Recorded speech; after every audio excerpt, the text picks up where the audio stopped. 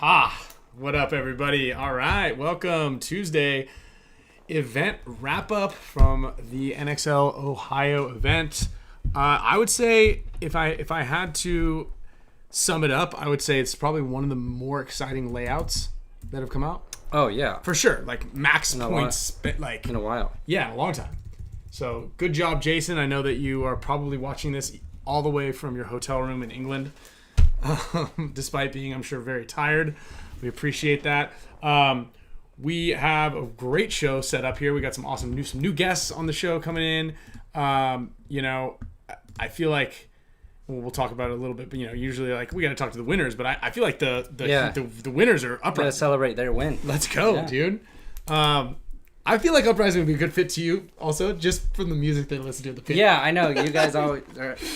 I get made fun of. I gotta tell them that too. They were playing X Factor in the semis the quarters or semis right before us, and they always got the techno playing in the thing, like the boom box and stuff, which is really Kyle's vibe. And right when there was like a 17-second point, once the point was over and they like the win had been cemented, they run back in, like, turn that shit up. I was like, we're moving into the pits, and then they just crank the music super loud. They go out to shake hands, and I was like, Crandall's like, okay, turn that off.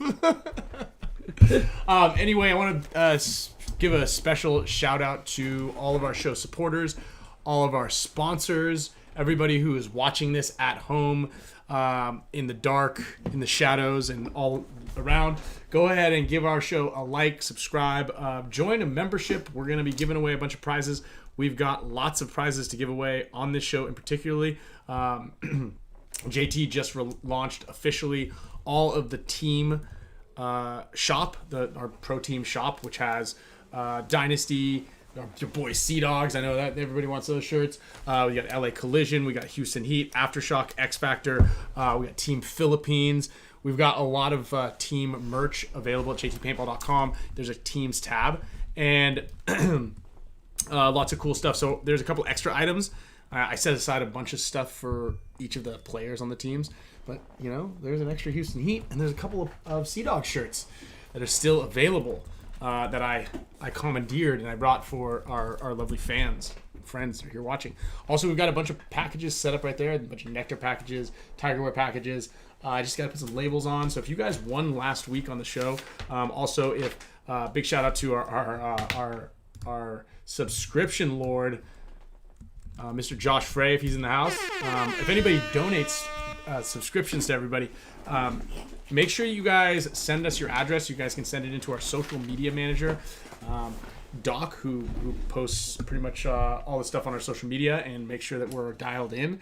Go ahead and shoot your address over there so that way we can get it. And when you win, we can send you stuff because you don't have to be present to win. But we do want to send you some stuff nonetheless. So yeah, big thanks to Gen X Global. They were out there at the NXL. Our boy Kendrick. Yeah, we saw him at the end. Saw him at the end. He was ripping. He was living his best life on that nice, beautiful Sunday afternoon, sunny Sunday afternoon. We've got... Dude, if the weather would have stayed that way. Oh, gosh. It was pretty brutal. It was hot. Yeah. It was a brutal event. It was tough. I saw J-Rev, he said it on Sunday when he was walking back after they lost. He's like, I think we played 100 points. Yeah, they wouldn't have. I don't know if they could have been able to sustain that. Like if we had played them and we're going to talk about that, the 18-point match. We're going to talk about all sorts of, all sorts of stuff. I'll talk about that too. I didn't crawl all the way. Yes, I know. I rewatched it. Shout out to Chris Shear. Thank you for his Go Sports is still logged into my phone. So nice. Thank you, Chris Shear. I still, buddy pass. I got the buddy pass there. I thought I crawled all the way. And from my view, I was going for a long time. I started way back at the back. Anyway, we'll get into that. And big thanks to BFPGear.com, the boys from NECTR, PB Fit, the PB Fit events. Kyle and I will be out there on August 15th. What is it? 15th and 16th. We're going to be playing the Champs X Ball, where we're going to be playing with you. Kyle and I are going to be out there. On the 16th, there's going to be Hardpoint. It'll probably be toasty out that weekend as well, but we're going to be excited for it. Super toasty. Also, I got summer camp lined up at the end of this month, and Ion, big game. There's some Ion merch partnered with Realtree, also available at jtpaintball.com. Then we got, Tigerwear, James from Island Designs. Big shout out. He's been making all the posters. So if you guys have gone to the events and gotten a team poster from ourselves, the Sea Dogs posters were out there at the last event. That is James from Island Designs. So thank you very much, James. And congratulations to our very own Pate Smith and Pate Smith Law. Yeah. Dude. I went and watched that match. They were crushing. I walked up and watched him. First of all, also, Tyler from Outlaw Anodizing. Dude, I watched that kid since I think he's been like 11 years old. Always trying out for the Team USA. Dude, it was him and Pate on that side. It was like easy to watch. Pate's actually good. Yeah. Like he's got it. I mean, they had a stacked squad at he's good. Middleton. Uh-huh. And then, at our practice, Mikey, his name was Mikey, he was playing with X Factor. It's the kid that was like running down. He was playing with them. And then Blanco son. Cam. Yeah, Cam that came to camp. But yeah, they're dominant.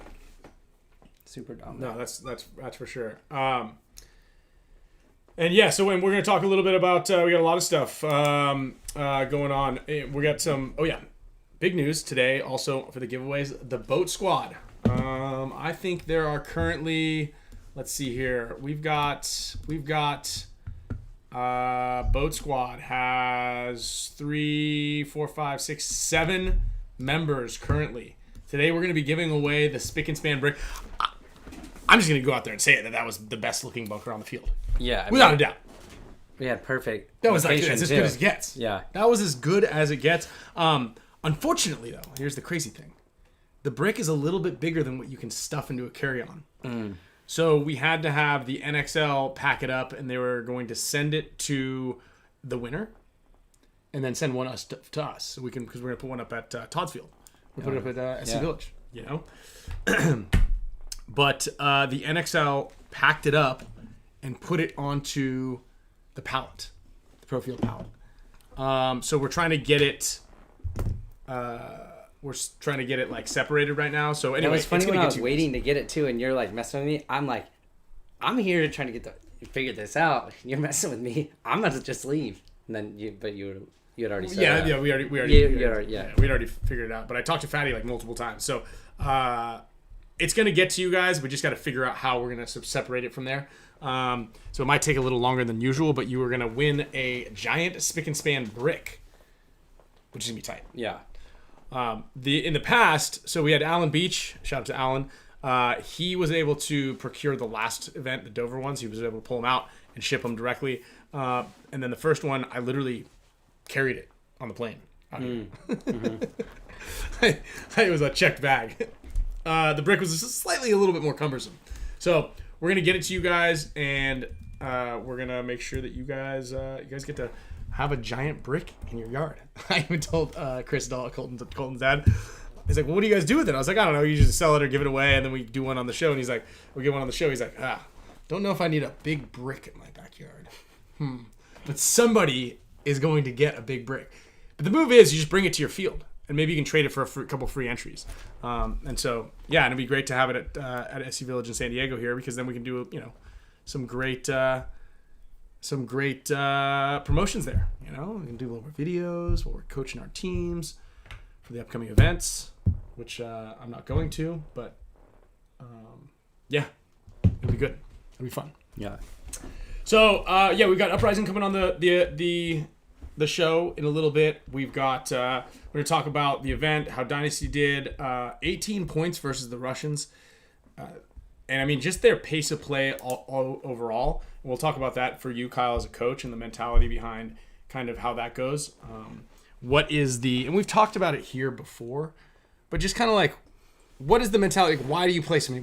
Why is the pace of play so high? Yeah. What are the benefits? What could go wrong? And why that is, I think, in some cases more advantageous than playing fewer points, right? Yeah. And then also, Harris, Hussein. I know Blind Squirrel finds a nut once in a while, but dude, I'm going to give him an air horn, because I would say that he, with the exception of the point where he was looking underneath the 50-yard line bunker for a while, just teeing up his the top of his dome to anybody who was in the snake. I feel like he had a great event, and NYX in general had a fantastic event. Yeah. So whatever he's doing, good work.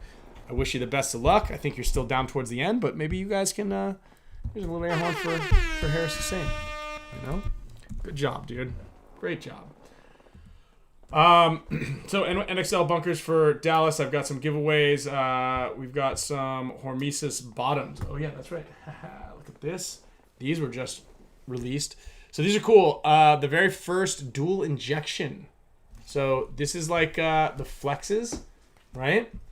With like a rigid injection here. So this actual outline of the HORMESIS bottom logo kind of adds rigidity here to this flex bottom. So they're flexes, but they don't bend in when you get shot as much. So I think this offers like a slightly bit more protection, right? And a cool look. So these are going to be available at HORMESISPaintball.com pretty soon. And I love the magnetic little fluffy chin strap bottom. Let's see what else did I get. I also got another little gift here from the boys here at No Hope Photos. This one's pretty cool. Oh, I saw that one. Yeah, this is rad. Yeah. So look at the little stars and the little constellations in there. Yeah, This is a nice one. Orion the Hunter, number 2 of 8. Thank you, No Hope Photos. It's got their little logo there, and it's got a little rocket ship there, and it comes. Showed me that. Yeah, it comes in a little rocket ship. This is the case. Ah, sweet.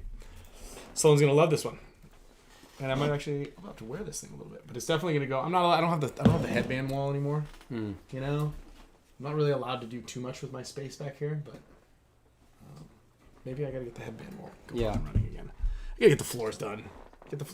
Then Put it over there somewhere. Yeah. All right. First dual injection flex. Dual injection flex. That's what it is. Thank you, Joel Hayward. Let's see what else. Was there anything else behind this that we should announce? Let's see. Are these hats for sale already? I found this one. They are, but I just sold out of them. Never mind. But not just sold out of them. We sold out of them like before WC. Oh, but okay. I have new camo hats coming this week, and some new shirts. What's up with these ones? Are these gonna be available? Yeah, those will be available. We gotta get those out. Yeah. Had to coach a tournament. Oh yeah, that's right. Also, if you guys are interested, I do have a Signature Series Force for sale. It's brand new in the box right here. I'm not going to show it to you because I don't want to see it pulled from the event, the show. But if you guys need a Force, also I have my olive drab one that I was just using over the weekend. That is also for sale. If you guys are looking for a waffle or a Signature Series Force, hit me up. I've got them all. I have a couple extra jerseys. These jerseys actually, a lot of people really like these jerseys. These came out really good. The little tiger stripes. Yeah. Yeah.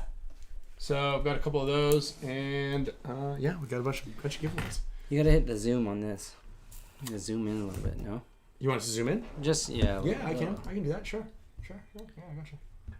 We got a lot of filler. We do. But when we here we go. That's good. Yeah. All right. Boom. See, there we go. Speaking of Zoom, let's get queued up here for the. Tyler, here's the back. What's that? He said, "Let me see the back." Oh yeah, the shirt. I got some other new stuff too. Some samples. Working on some sweet new stuff.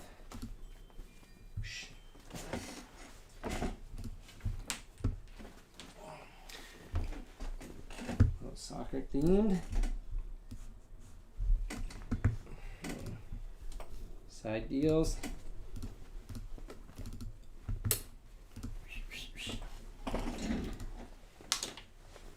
Should we get these guys in here? Do we want to talk about anything first? We like. Yeah, I mean, do we want to go after? Well, I mean, I do want to talk about the pace of play, but I'd like to talk with them about it while they're on it because they went for it. Yeah. Right. And, you know, I think it was a 2-point game, and they were still kind of sending it. So I kind of want to talk to them a little bit about that, and then, you know, also the pace of play with how the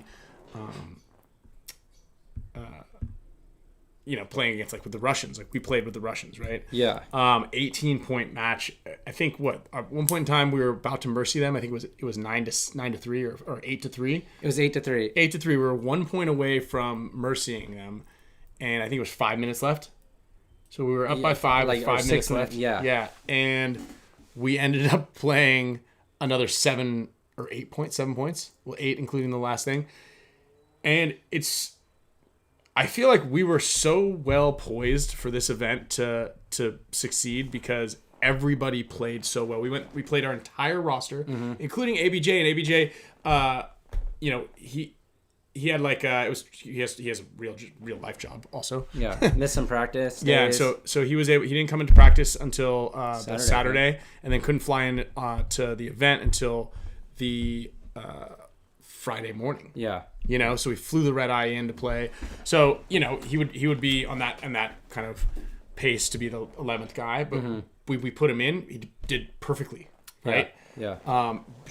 Did all the shots, and that's another one I want to talk to these guys about. I don't think that the Uprising guys knew the bounce shot. They didn't know the bounce shot off the ghetto 50 snake into the wall. Because in that last point in overtime, they knew Tyler was in the wall, but I was like, why aren't they shooting this bounce shot? And I flew home with Shane Howe.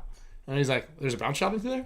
Oh, dang. Like, how did you guys do so well? It's like, if anybody's playing this layout, if you're ever in that outside snake and that little brick on the wide, there's a tremendous bounce shot if somebody's in that wall looking your way. That if you shoot it off the 50 snake, it goes right into that guy's face. Like, he cannot play that way and look that way. And you can just get right by him. Dang. Keith Wild, 4965. There is a link down below that will get you a discount on Pro DNA. We just got those 125 liter bags. They're pretty badass. Badger Milk, yes, you will. And Allen Beach, I love those calls. We're gonna make them use. We're gonna be using them for sure. Let's see what else. Do we have any other comments in here? Yes, Hearts 187 are the old school JT pants behind me, as heavy as the original ones. I believe so. Likely, yes. I actually kind of like that we have both of those up right there because you can see the kind of heritage and what I was going for with this design on here, the concept jogger versus the original team pants, which we're calling the Millennium pants actually. But you can kind of see like I need to get one of the original ones and have them hanging up side by side. But these are good. I think Collision actually all wore these. I know that Max from Aftershock wears those big ones, but I believe Collision did because I think I sent our media team to film them out there. You need to Zell Ryan. Chris Sawtell. All right, tight. What do you Zell me for? Thank you. Yeah, and so Mike P9487, if you need a big bunker in your living room, you should join the boat squad, and maybe we can hit you guys. Which is the big brick right there in the middle. It's a solid move. I also, let's see, did I watch? Oh yeah, almost done with season 3 of Peaky Blinders.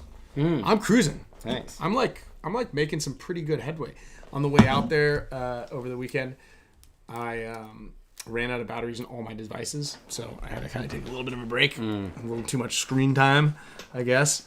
And on the way home, I was delayed by 3 or 4 hours, so we didn't leave Dallas until 1:45 a.m. And right when I sat down, the guy next to me ordered a White Russian. This is great. On the where? On the plane? On the plane. And when you do that? You can, apparently. Sheesh. I like those. And apparently, so he orders a White Russian. This is great. And when she goes to hand him his drink, she just dumps it directly on my lap. We hadn't even taken off yet. Oh, man. And I was like, what was that? Coke? And he's like, that was milk. I go, milk? Dude. And then I smell it, and it smells like, because it was like dark. Yeah. And I'm like, oh, come on. And he's like, I go, dude, is there booze in there? What is that, a White Russian? He's like, yeah. Come on. So I flew home from Dallas sitting in a puddle of milk and booze. Dang. Yeah, give me 3 of those now. Oh, God. That's the only way I'll get through I was so tired, too, because it was 2 in the morning. And I did like I had a nice little good deed. Shane Howe was on my flight from Ohio to Dallas.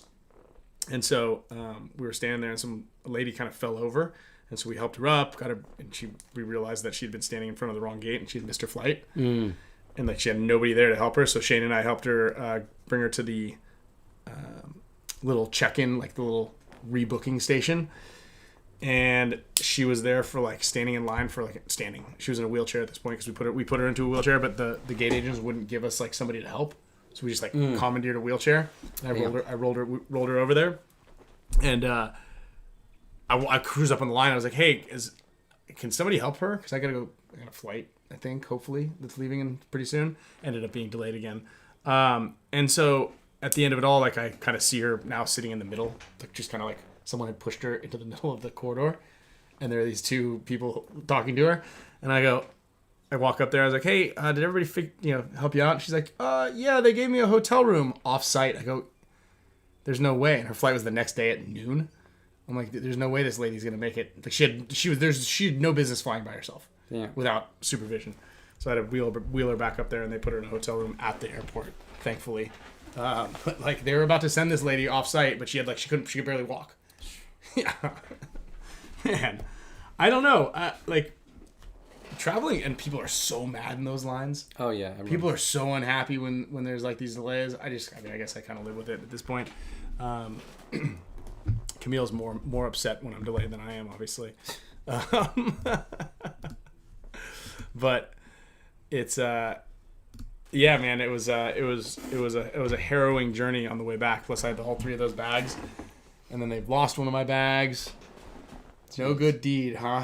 No good deed. Yeah. And for those of you guys asking, Alex kind of tweaked his back. So he had a really good practice, but he tweaked his back a little bit. I think he had played awesome in practice, actually. Yeah.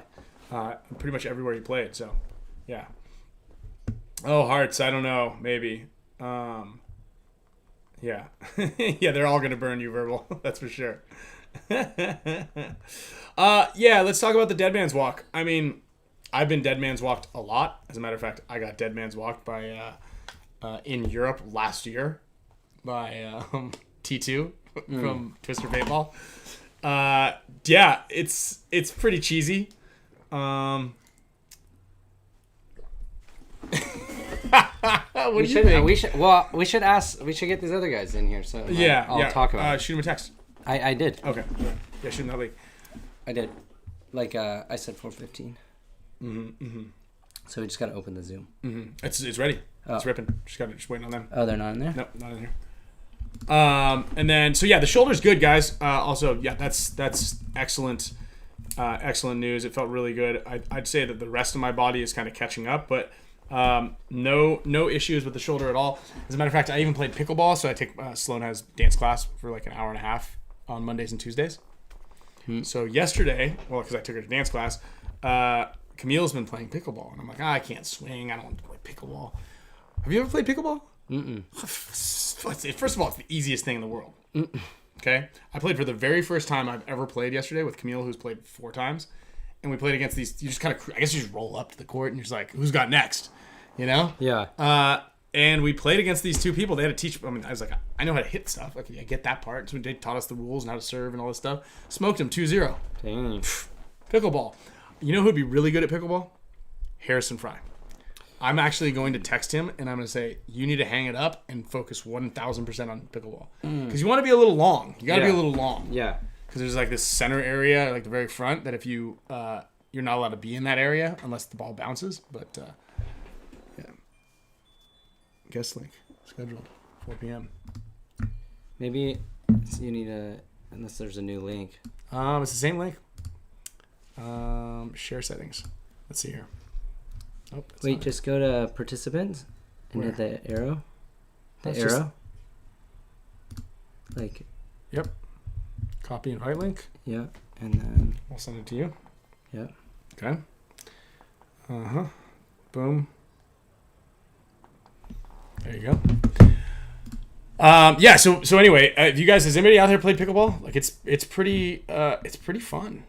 Like it's you know, it's like the new thing. Yeah. I might be forced into early retirement and have to go do that. and Might do go some pro. I might go pro. Ankle was a little sore. It's a little stiff to do, but like it's like it takes zero effort. Like you barely break a sweat, but it's fun. Yeah, like it's hot out, so you sweat a little bit. Oh yeah, who won the paintball picks? I haven't done it yet. Oh, so Oh, here we go. there's a little issue. I need to figure out a different payment processor because it was having some errors, and Stripe doesn't think it's legal.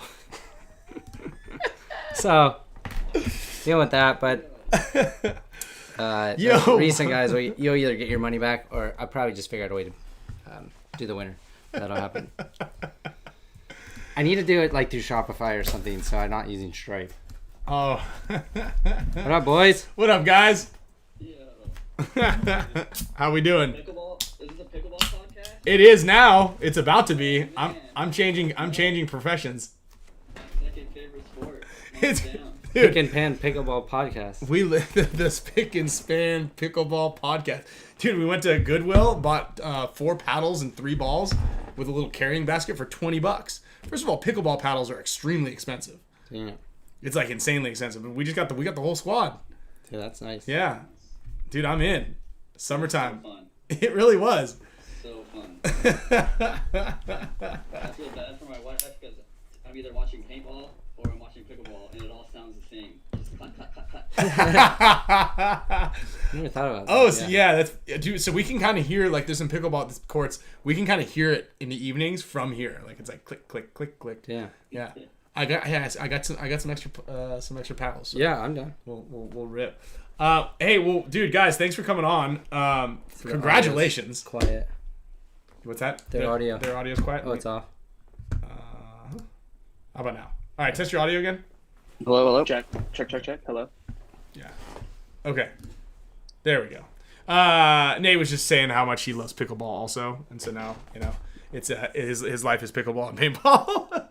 Yep. Congrats, guys! Even though you didn't win. Yeah. Congrats. Sick event, man. Yeah, great performance. Thank you.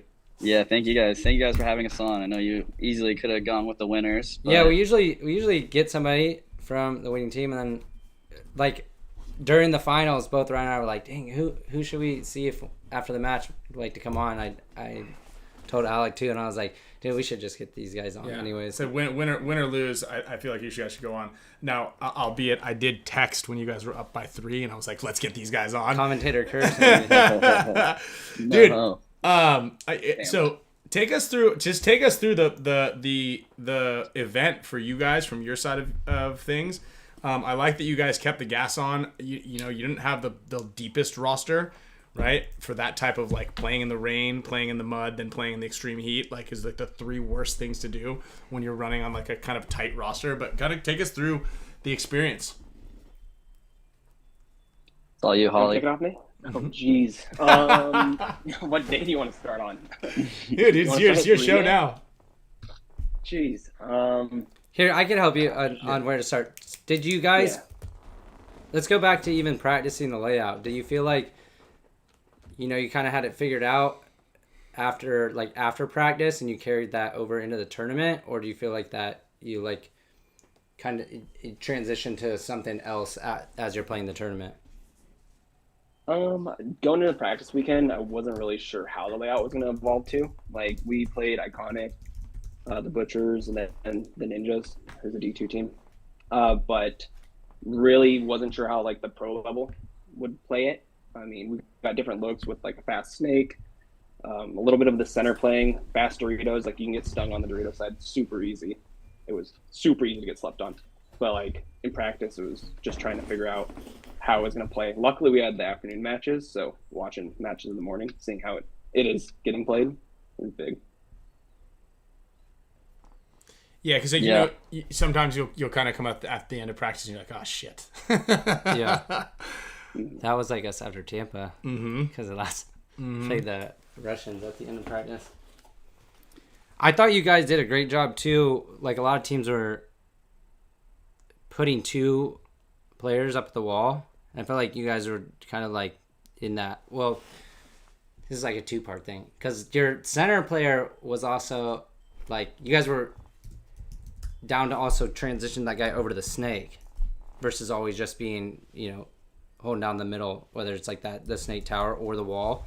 And then also not giving away 2 guys up there, like for trading out 2 guys, which I thought was, was a good balance for you guys, and able to to strike not just up the middle, but also bringing that third body over to the snake. Yeah, I definitely felt like if you had 2 committed up there early, you're sort of, and then if you lose a wide dude, you are sort of stuck playing only half the field, and it's super easy just to get traded out of the center. So had to keep them guessing. Let me ask you this, because I had some time to spend with Shane, and he didn't know about it. Did you guys know that there's a bounce shot from the 50 snake directly into the wall? Are you calling the 50 snake the big brick? The inside one. No, the inside one, like the little W at the snake. And you shoot it where? If you shoot the inside of it, it bounces directly into that guy's face. That's locking the snake side down. Like where do you have to shoot it from? Like there was 2 spots. You could shoot it from the snake alpha. too, and that door on the outside. Yeah, we didn't have that on our map, but we saw people shooting it, but I didn't see anybody die from it. And I felt like a lot of the times when we got into that door that had the bounce shot, I either just wanted to shoot that guy straight up, and then I didn't want to shoot the bounce to give away that I was there, because they're usually so rolled off that they couldn't see that next move. They couldn't see that next move. So for me, I saw people shooting it, but I never saw anybody die on it, so it never really registered me, and I never really thought to do it because of that. Okay. I feel like it could have been very instrumental in that last that overtime point. I was like, for sure. He's got him. He knows he's there. What's happening? For sure. But we both our teams called that bunker alpha, so yeah. So what do you guys think? And I mean, this was kind of Junior's question from BFPGear.com, because he does the question of the day. Your practices in general. I mean, Kyle kind of brought it up a little bit about did anything stand out or on either end of the practices? But explain how you guys practice up where you are.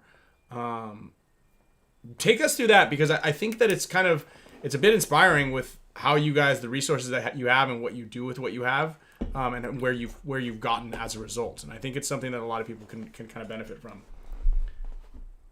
Yeah. So we kind of transitioned to not traveling for practice about 2 years ago now. And the thought behind that is just, we got our home field that we can get as much time on as we want. We don't have to share if we don't want to. At the time, we had a deeper roster, so we could run 5-on-5. And really, we just felt like, we weren't going to necessarily learn much more by bringing another team in. If anything, we might be losing some capacity. And it just feels like, at least from my experience, when you go practice other teams, they're not always on the same page on, you can't win at practice. And I feel like a lot of teams are.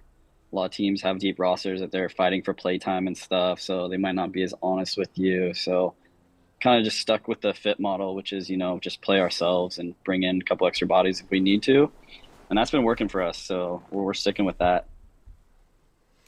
Yeah, I mean, you guys have certainly had a pretty an exponential increase in your play as a team. Just kind of I think everybody, a lot of people in the comments have also noticed, man, for the last 2 years, you guys have been getting exponentially better, and kind of either right on the brink of where you're at right now, and just each time. I think, what was that kind of more explosive event for you guys? Was it World Cup a couple years? It was you guys had one breakthrough event, and all of a sudden everything started clicking, and then it was kind of back to back. Yeah, it was Chicago 24, I think. Since then, we've made 9 out of 10 Sundays. Mm-hmm. What's your thought on the pace of play? Do you have a strategy? Kind of, you guys were relatively high scoring points. And then obviously that final going into overtime, right there. What are your thoughts on the pace of play?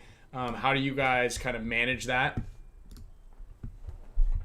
Yeah, I mean, since they changed the rules now with the tiebreaker not being margin, 2024, it was like, okay, we're gonna go into these tournaments. Our goal is to make Sunday, and that means you got to have a good margin. So if that means we have to play less points against the good teams to keep our margin short in case we do lose, that will benefit us. Mm-hmm. But then, once the rule change went through and it's points scored, then we decided, all right, well, we got to kind of change our identity. So we're gonna play faster, practice faster, not spend so much time like over analyzing every single point and setting up like, hey, let's do all the if thens from every spot. It's more of like, let's just play paintball. Let's just play 10 points back to back and then talk about it and not get hung up on the minutia and just increase our capacity so that we may not get every look we want at a layout, but we know the field well enough that if a team does throw a look at us that we weren't ready for, we can easily adjust. Mm-hmm. Yeah, I mean that's definitely a great way to practice the layout, right? Is to like get more reps. It's kind of funny when you're playing the blind layouts ever. There's that whole same thing. Is like, do we want a lot of points on this layout to kind of try to figure out how to play it? And honestly, using practice as that. Do you guys practice at the events? No, just 3-man. Just 3-man. Yeah, just so the first match is like really the first like full 5-on-5 against another team that you guys are playing, really, aside from yourselves. Dude, that's awesome. Yep. Yeah, because so looking back, you guys scored 8, 7, 11, 9, 12, 8, and then 11 points in the finals, going into overtime.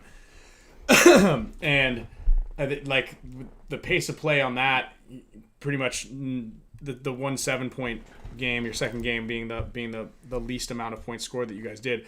It's definitely more exciting for viewers. All right, we all like that.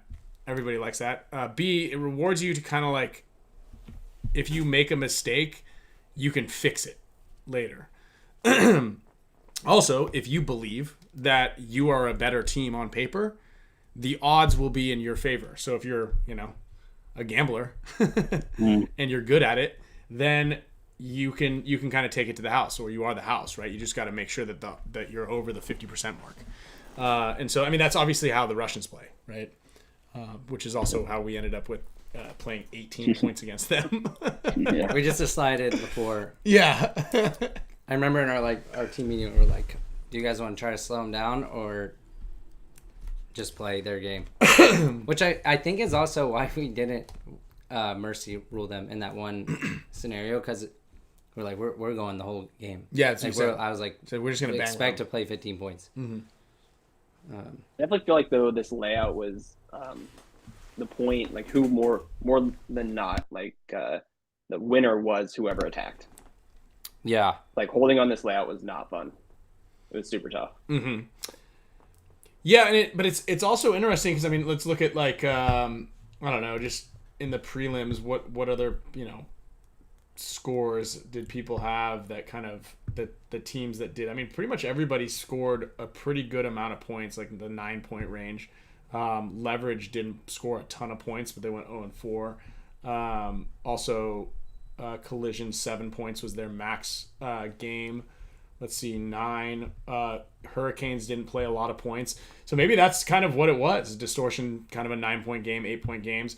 Damage also didn't score a ton of points in the prelims.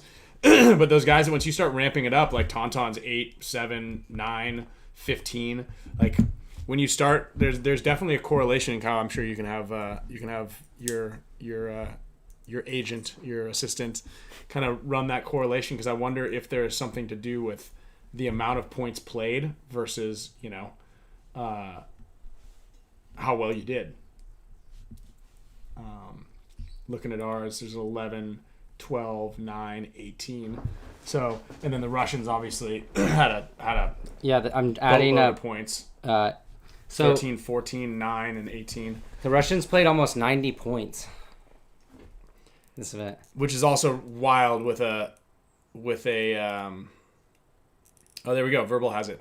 Ohio this year had 351 points played in the prelims, so an average of 8.775 points per game. Ohio last year had 192 points, 4.8 per game, so about 40%. And Ohio last year was that lame It was the opposite. asymmetrical layout. Dude, I bet it would be interesting. Anybody out there that bets on KIRGO with the because you could bet on points How many played. points played? Start ramping bet they it up weren't- once you yeah. figured it out. I wonder if they adjusted it mid tournament. But Hey, who does all your guys' jersey designs? Jimmy, team owner. Yeah, I like it. You guys have pretty much a different. I mean, with the exception of the writing on the back of your guys' the fonts you guys use on the back of your names. I know Maddie hates that.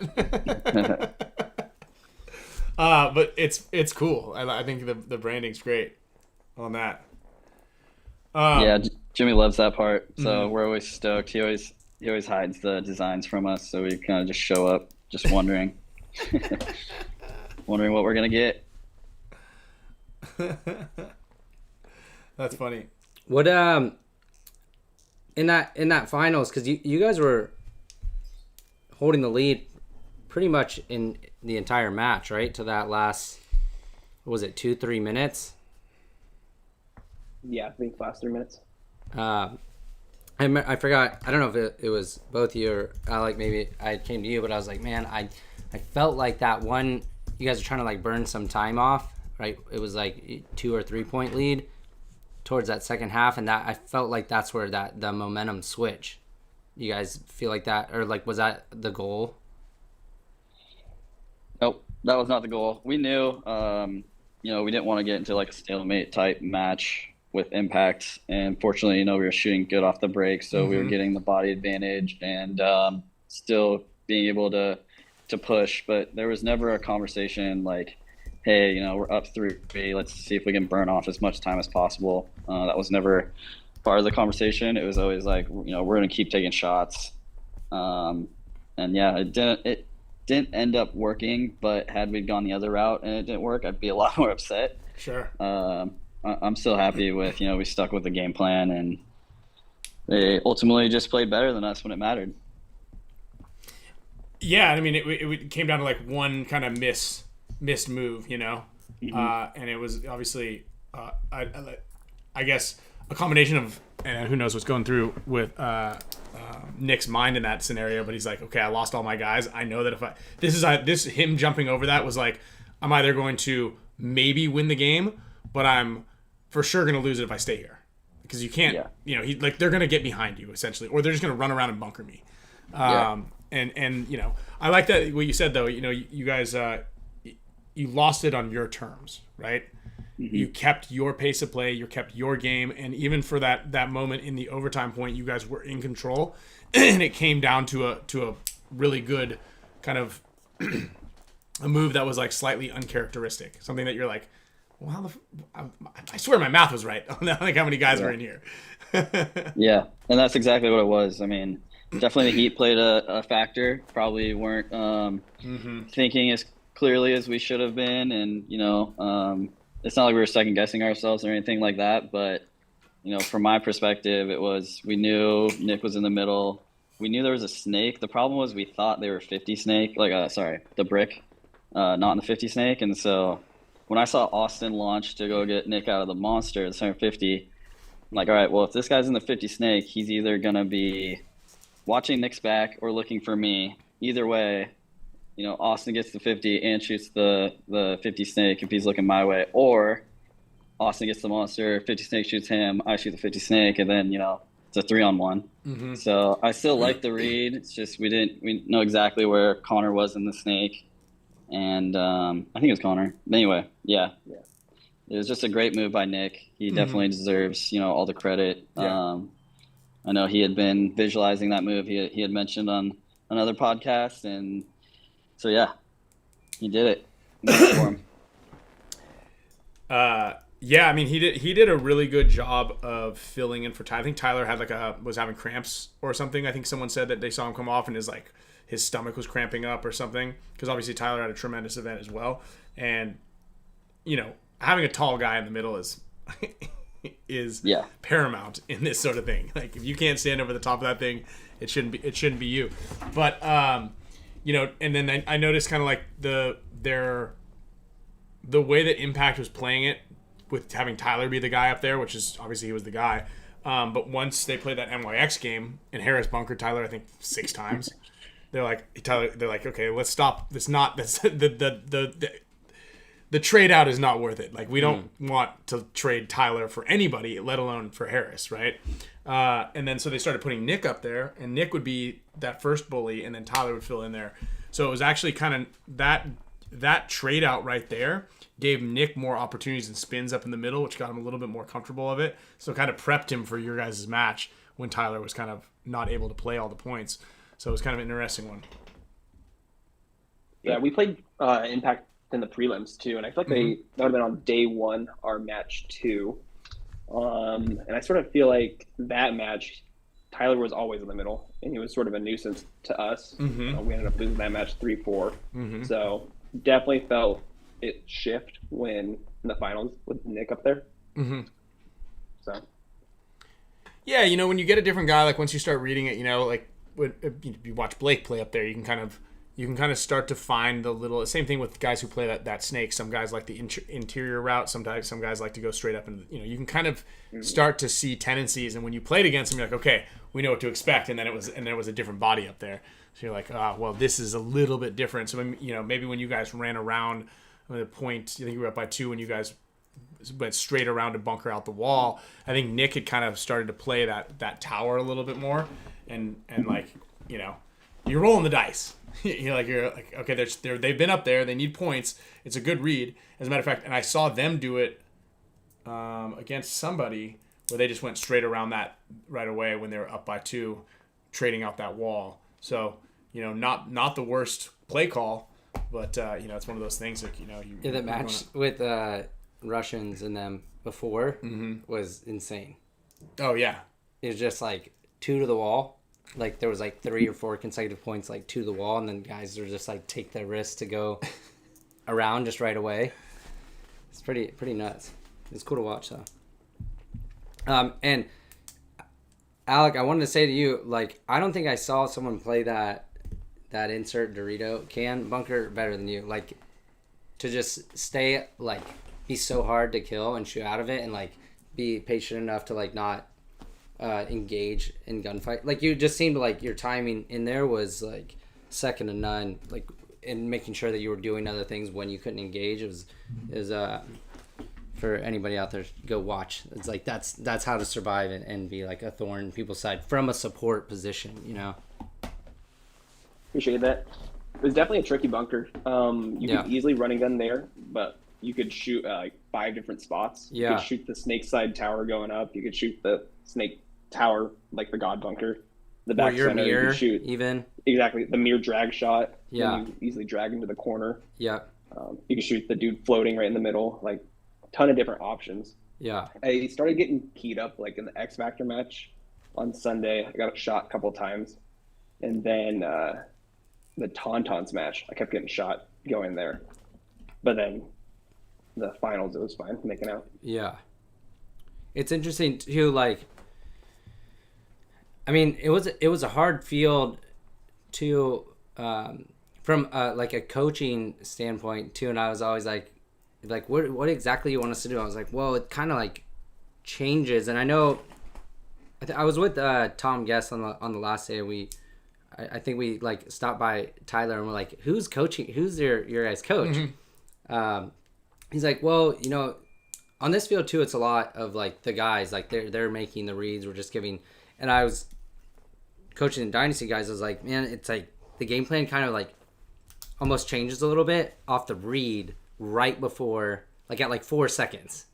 I don't know if you guys were like that a lot too. It switched the way those back 3, like the spine of the field, like where those guns were shooting, or like where you place yourself. Did you guys have kind of something similar to that in different matches throughout? Well, like as like for playing that can, as you went out, if you saw the dude floating there, you know he's potentially just going to go up and under, so you just hold the lane lower, filling into the D side brick, or you could just release right to the center if you only saw one dude flash wide, because you know he's probably going up. Yeah, I think for us on this layout, you know, we we feel like our strength is, you know, learning layouts and really getting understanding of reads like on the box and stuff. Without being able to read the box, we kind of just decided early that we weren't going to give people or people playing specific bunkers like very rigid like instructions, like if you see this, do that. It was more of just like just read and react. And so I'm glad you brought up the coaching question. We had heard that got asked, like, you know, who's calling plays and stuff like that. It's actually the 5 guys that get called on our team that decide, like, on the box or sometimes in the pits. But, like, yeah, we make the decision on the box what we're going to do the next point. We don't really have set design plays.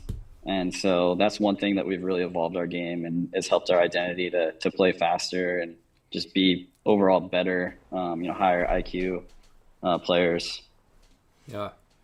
I mean, I love that read and react thing, and as long as you guys kind of have a couple of like clear understanding, like, hey, if nobody's looking this way, like, make this move. You know, we talked about it, I think, on the webcast a handful of times, but our team definitely spoke about it. You guys obviously understood it, but there was a lot of teams that didn't quite understand.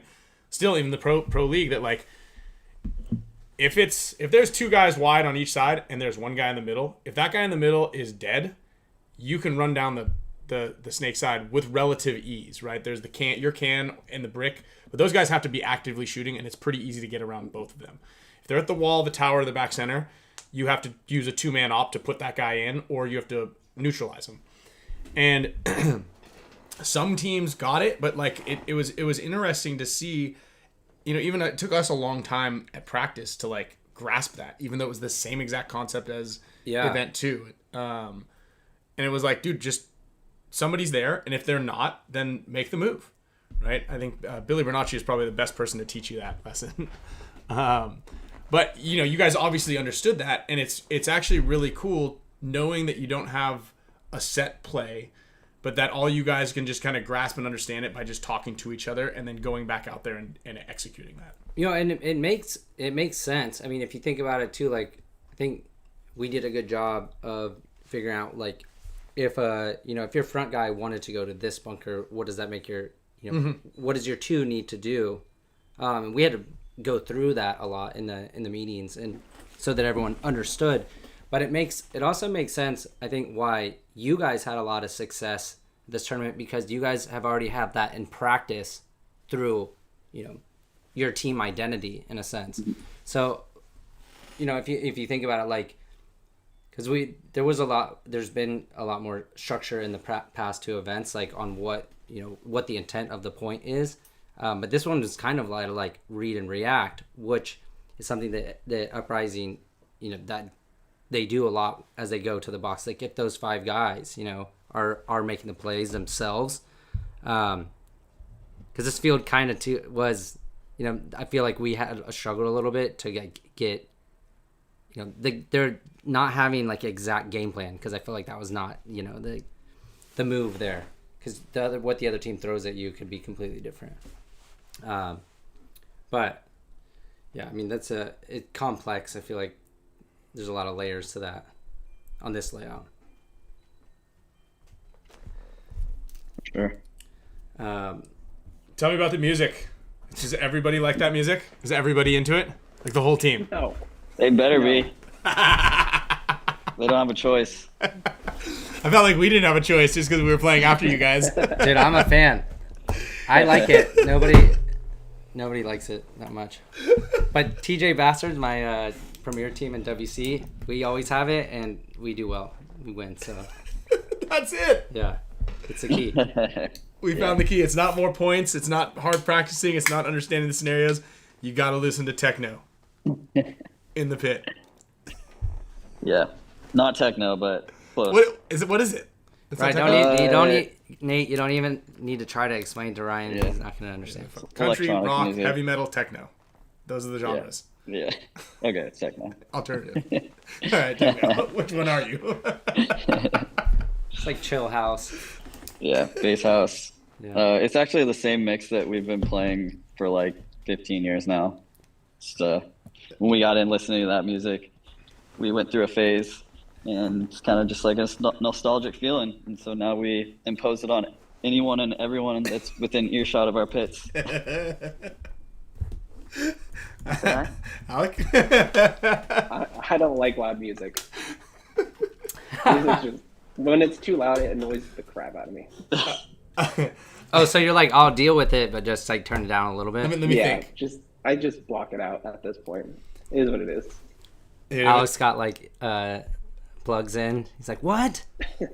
I gotta take him off when he goes on the field. The best part about it, I mean, I've told the story. You guys already heard it, I'm sure, but like, you guys, right when you guys beat X Factor, like, you guys were up on him by like, you think you had him by 3 points. There was like 38 seconds left, but you like just for some reason you guys it wasn't over until that time hit 0. And the second it hit, Tyler Machad turns around. He's like, turn that shit up. Yeah. You guys just cranked it to as high as you could. You got the little bass things busting out of that thing. And then you guys were so pumped. And then you went out on the field to shake hands. And Eric Crandall went over there and went, boop, we got to turn this off. Turn it off. We'll get Crandall some earplugs. Dude, I think it's great. Because, I mean, you guys, back when we were playing at the event, the Pendleton field, You guys, that was the hits. It's the same playlist. Mm-hmm. It's the same songs. Yep. See, told you, same songs. They've been listening to the same songs. All the songs are the same. All right. Always. Those songs never change. No, that's funny. I'm a fan of it. I think it's great to get everybody pumped. I think it's funny and it's cool because it's like, again, back on your terms, right? That's what it is, right?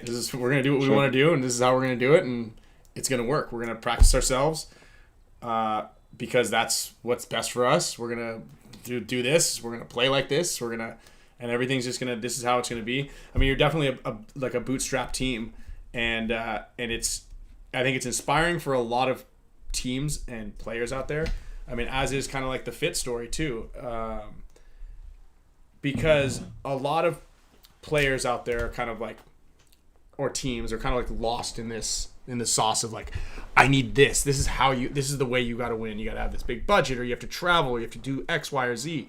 And there's teams like yourselves who are showing people that like, that's not, you don't have to do it that way. You can do it your own way. And as long as you understand the concepts of how to play paintball, right? And you can figure that out, you can figure it out, right? Definitely. So, do you guys? Someone asked you. Do you guys switch from Lux? Was that this year or last year? Yeah, this season. Mm-hmm. Yeah, you guys just switched this season, right? Yeah. Yeah. All right, we don't have to elaborate on it. It's kind of leading you guys up to that, but we can skip that question. We should give a shout out to Planet for sure. Okay. I mean, Right. Switching was tough because we had been with Lux or DLX for a long time. They were our first sponsor when we were playing like Young Guns, so we had like a really deep history with them. Mm-hmm. But ultimately, it just came down to what was best for us and the team. And I think we wanted a platform that it's maybe a little bit more reliable that we could depend on. Our local field, Doodlebug Sports, is a Planet Eclipse dealer, and so we had a good relationship with them already, and it was an easy transition. They wanted us, and just basically made us an offer we couldn't refuse. So yeah, shout out to Planet. We were super happy with our decision. Obviously, it's working out, and looking forward to many more years with them. What? Is that the field you guys you play at DBS? What's the other field up there I've been to? Has like the lake right next to Crusaders? it. Crusaders. I think. Yeah, KC Crusaders. You guys, so that's not your home field? No. Okay. Play at Doodlebug. Yeah. Okay. For some reason I thought it was that KC Crusaders field. That field's kind of cool too. It's got that river right there. Oh, we were talking about this before, but I was like, let's save that question for when they're on. What do you guys think about the Dead Man's Walk? And you should do a poll on there. Okay, so crazy thing happened during that Aftershock game. I'm watching the game, and for some reason, I'm just like spacing out, visualizing. I'm like, man, wonder if I were to do a Dead Man's Walk, like what would it look like? Which game? The Aftershock game that Jet did it. The same point. Oh. I'm going through what would it take for me to pull off a Dead Man's Walk, and would I even do it? All of a sudden, I see Jet pull up at the 50 and just smoke 2 dudes. I'm like, holy shit, he just did a Dead Man's Walk. So yeah, I don't know what happened. Me and Jet, we got some weird mind connection. I've never even missed talked it. to the kid, but I did too. yeah, I didn't see it. he straight up pulled off a dead man's walk right in front of me as I was thinking about it. So that was pretty crazy. Damn. So wait, do you Yeah. like it? Do you think it's good? So my thing on that is like, And did that convince you to do one? no, it didn't convince me to do one. I don't think I'd ever do it unless things were really desperate and it was like my last tournament, because I don't really want to get walked off. Yeah, for the you're rest of gonna my like career. you just put a target on your back. I feel like for Yeah. the rest of the Yeah, year. yeah. So I feel like if they were to, police it or whatever, like they would have to just be a lot more strict on a lot of things. And like paintball is there's so much gray area to paintball already. That's kind of what makes it unique. And so like, yeah, I mean, I don't think you should have like specific rules to like, it's already up to the ref's discretion too much, in my opinion. So adding another layer would just, kind of hurt the integrity of the game. So I say let them do it if they want to do it, but it's kind of like hockey, how they have the unwritten rules, like with fighting and everything. Like, all right, if somebody pulls off a dead man's walk, then everybody in the league knows, like, they get extra. I feel like I feel like there's already enough bonus balling with Aftershock guys. Like they just like opened up a whole new can of worms. yeah. I mean, But that's their identity. So I mean, Yeah. can't knock them for it. Shit. Yeah, that's their thing. Yeah. I don't know if I would do it like randomly. I mean, good on him for like thinking about it. I just feel like we need to watch after this. Let's watch that, Okay. or maybe pull it up and see if we can get like that little clip. Just because like I didn't see it, and did they end up winning the match? I don't know. I don't know. If someone in the comments could write what match that was. It was Jungle Cats. It was the Jungle Cats match. Yeah, I do know who. You it was want to know against. like where in that match? So they were on the home side, and it was at least 2 or 3 points in. Yeah, someone should get that. Someone will get us the timestamp. You know who the king of Dead Man's Walks are? Leads from Planet Eclipse. Point two. So you thinking that, and then seeing it, and then now being with Planet Eclipse, I feel like this could be your new thing. Destin. Ugh. Yeah, it's No. I like Put it that. on record. That response is great. I'm not the dead man walk guy. It's funny too because like that guy got suspended in Tampa for mooning the camera Just in the stadium. yeah, yeah. Just And then shot piling one it on. 5-1. That could be like a good, like for like what the lasting repercussion for the next events of like your whole team is gonna get ripped. Now, especially like, I feel like maybe you could do that like Nick Laval on that point that you were talking about. Like maybe that's a good time to Dead Man's Walk to like win the event. But it's The risky. one time I really regret not doing a dead man walk was when I first dislocated my shoulder. Mm-hmm. The ref ran in to like check on me because I was like not doing too well, and he was like, "Do you want me to take your gun and like run off the field?" And I was like, "No, I'll just play." I'm like, I could have just like Even like, hey, I'm grab gonna my do a Dead gun. Man's Walk. Yeah, Actually, I'm like, I'm not out. Don't call me out. I'm gonna go out with you and just like use him as a shield so nobody gives me extra. Then just hung the buzzer. So kind of regret not doing it then because I kind of figured at the time like I'm never gonna play paintball again. But I didn't do it. I stayed in and died. Yeah, that would have been a good way to do it. yeah, that was crazy too. Like, you remember we had in the 3-man, it was a overtime point. Who was it against? Ironman. Mm-hmm. When Joe and Mikey switched Switch guns. Like, I'd be a little worried that the refs might be like, "What do you got? No. What's this happening?" Yeah, I don't know if you're allowed to do that. I mean, I guess you are. Joe's convinced that you can do that, and I thought the only equipment that you could like transfer was like swabs and pods. But Malloy did this a while back. That was You're tight right. too when Malloy did it. What was Malloy's? was He like tight. grabbed someone else's gun and just smoked people. Yeah, but no, Yeah, but he was in Malloy. the snake. It was the same situation though. It was like somebody else's gun was broken. Malloy's like, "Give me your broken gun. Let me go." But Mikey did the same thing. Joe's gun wasn't working, and so That was the crazy thing. I thought Mikey's gun wasn't working because he like went to work after. yeah, and he's like, "Give me your gun. I'm gonna go shoot everybody." But that wasn't the case at all. Joe had like a jam in his loader, like a fat ball, and they were sharing that tower on the snake side, and Joe's like, oh, my loader's down or something, and they kind of whacked it, and then Mikey goes, take my gun. I only need a couple of shots. And so grabbed Joe's gun and then went in the snake thinking, I'm just going to shoot. Like, I just need to shoot one guy and we're good. Yeah. Joe needs to shoot more paint. And Mikey's gun also didn't work because he forgot to turn his loader on. Yeah. So did Mikey know? Did Mikey think his hopper was like down too? And he's like, I guess Mikey hadn't even really shot. He shot like 3 balls and was like, your gun's down here, take mine. Mine works. And Joe's like, what? This one doesn't work either. And then Mikey took off, and then it ended up both of their guns worked. But it was wild to me because I was like, oh, so Mikey's gun was down. And then so he just was like, Joe, like, if I'm in the spot with Mikey, like, no shit. And he's like, yo, my gun's down. I'll be like, yo, take mine. You're going to do way more than I'm going to do. I'll just figure this out, and I'll just kind of like shake the bushes behind you. You go in there and just bash everybody's heads in. All right, Mikey? That's what I thought kind of what happened. When he told me, he goes, no, I gave my gun to Joe. I was like, what were you thinking? But that's... Yep. So... There's a story. This is kind of one of the reasons why Rodney got his nickname, Rodney Squires, the repairman. Rodney the repairman Squires. We were playing a 7-man event. We were in France, and this is back at the beginning of Dynasty, like 2002 or 3 or something. And Chuck Hench, his gun goes down on the field, and he's like, Rodney, my gun's down. So Rodney runs over to him with this lay down can, and Rodney's like, give me your gun, Chuck.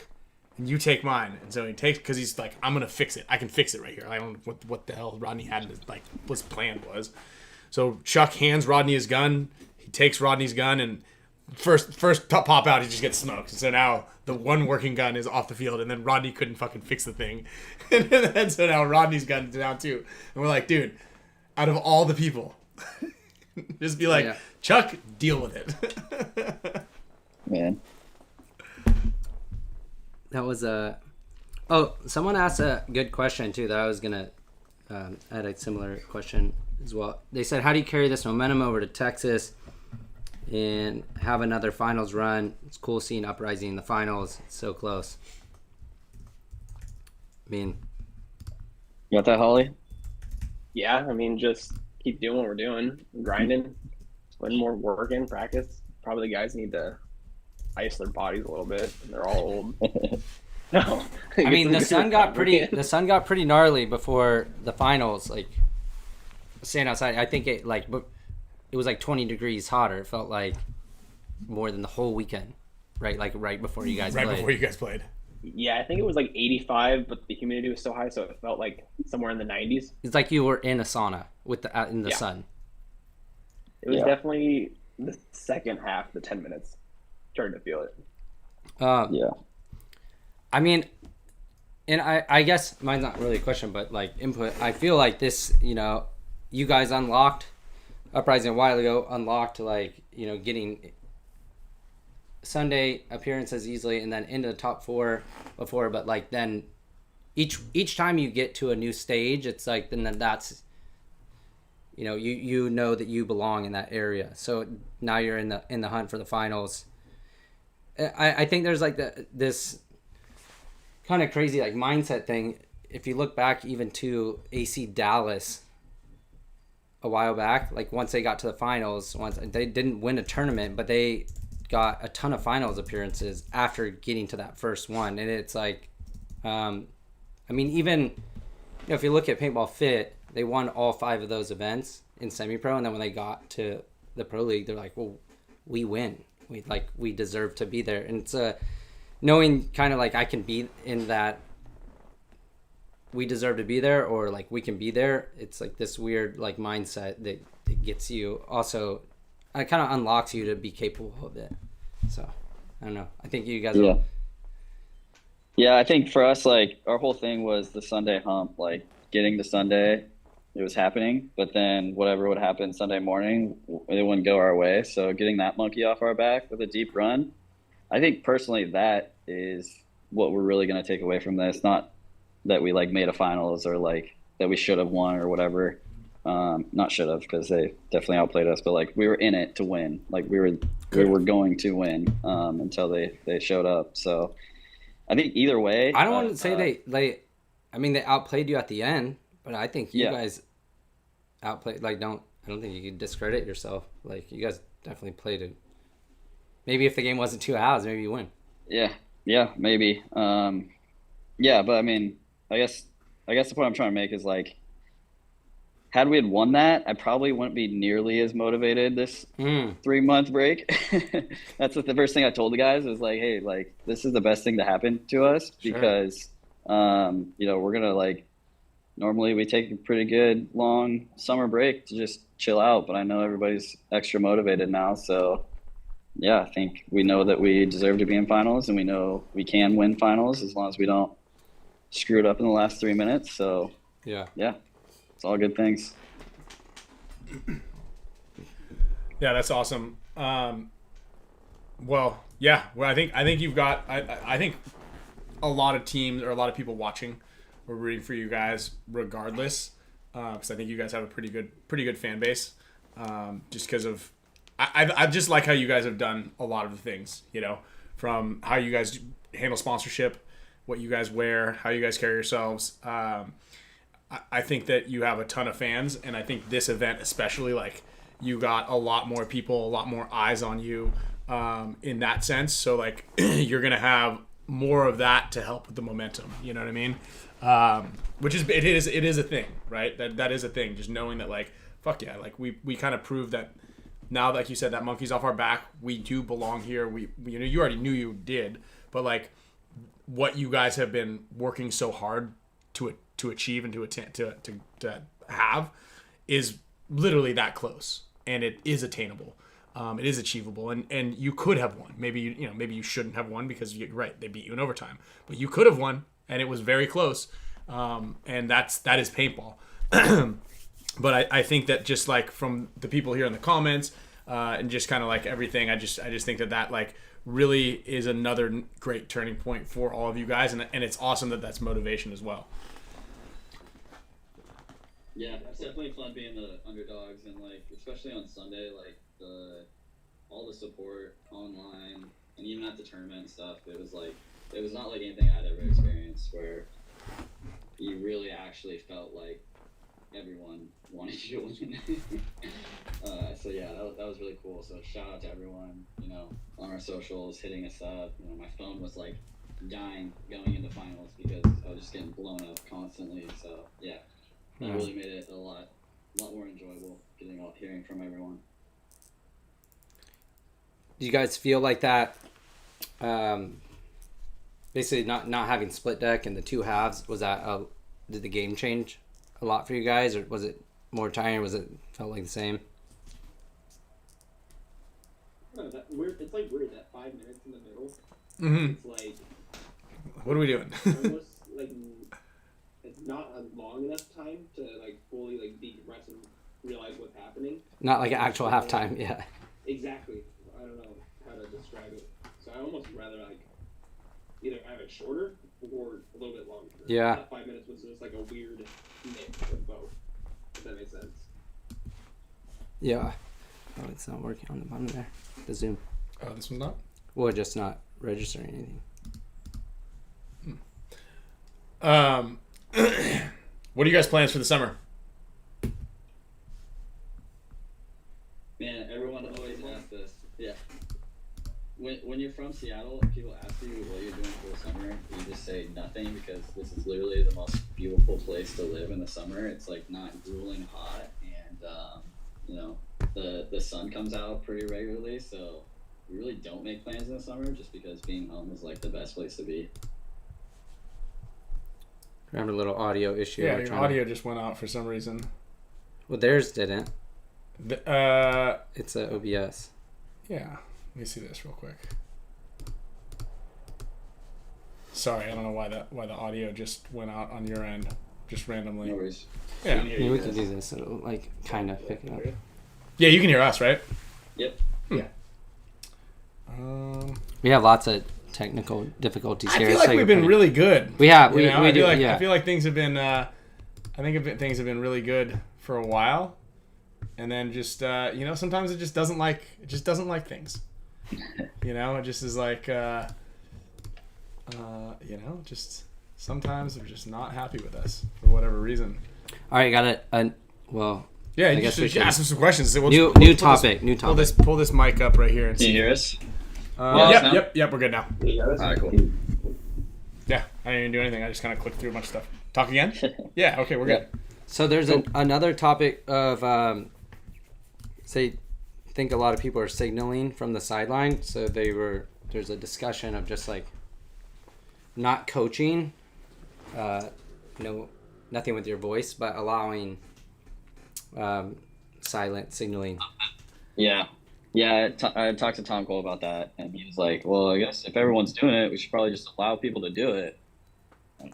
I heard an argument that made sense is that Trozen said, well, if we have to make that a rule and then write it in the rule book, it gets a little messy because, MXL, NXL Europe, I guess NXL Europe, it wouldn't be that much different, but like You have to all these feeder leagues, like you have to allow it, and the infrastructure at these other leagues is like, well, where do you draw the line?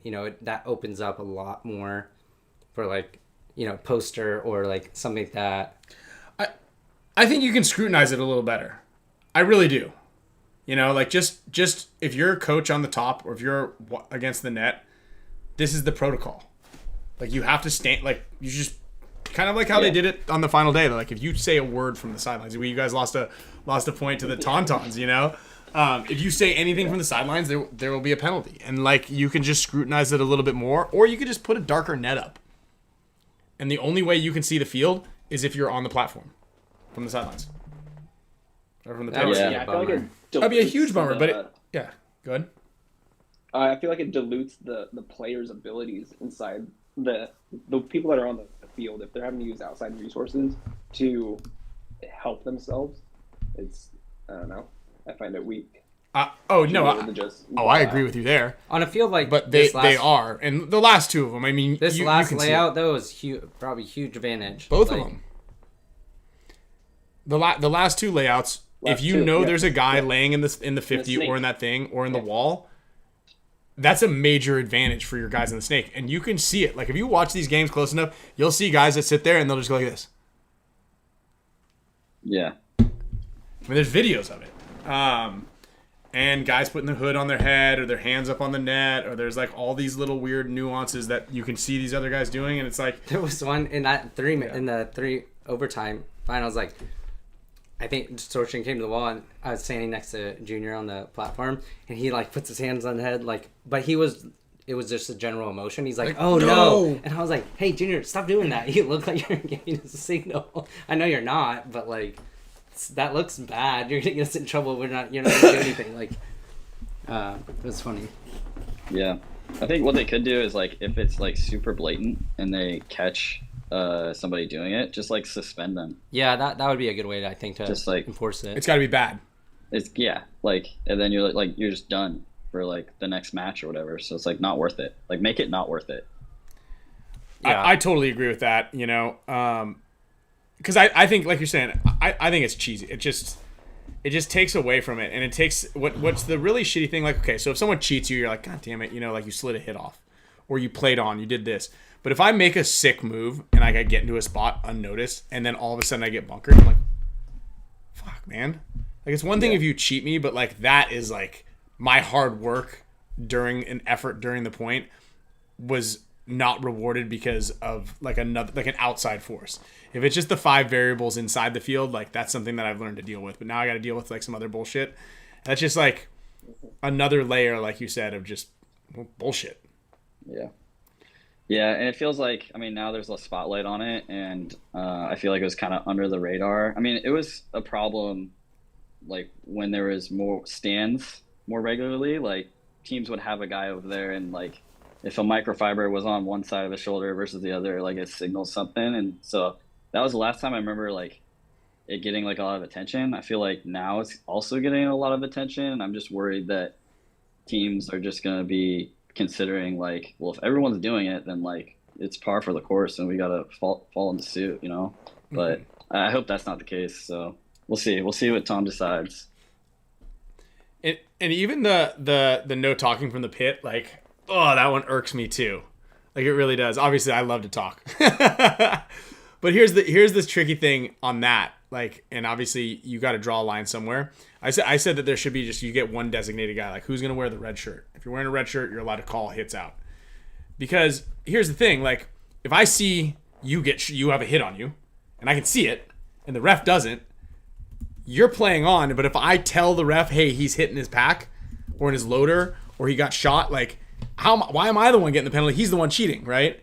Yeah. And I understand that there's a fine line, because I could just yell something and the ref goes over there and checks him and there's nothing there, and it's like I distracted him and now my guy gets to do something shady. So, like, if you were to, like, make that a nefarious act, but there should be something, like, I should be able, if you have a hit on you and I called it out, you should get a penalty. If you go over there and you get checked and there's no hit on you, then I'll gladly take the penalty.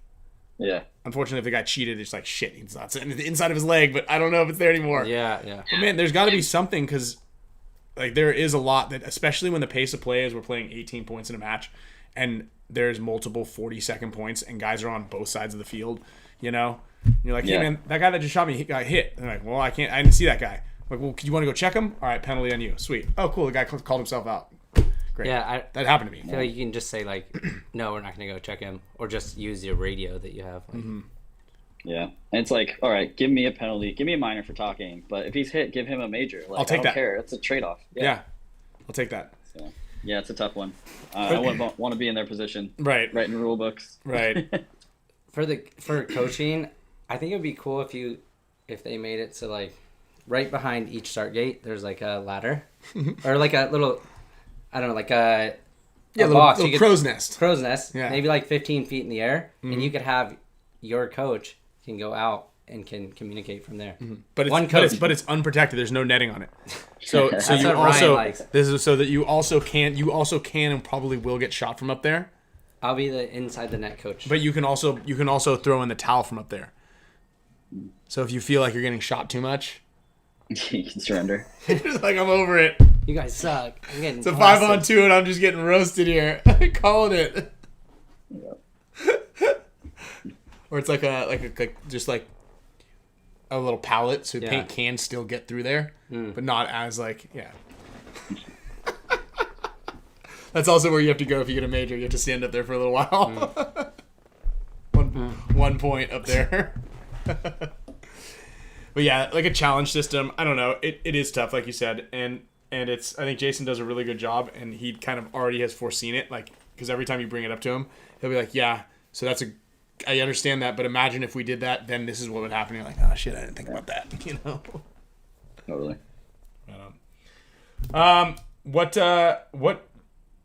What plans do you guys have? Did I already ask you that one this summer? You guys got any big games, any just vacation?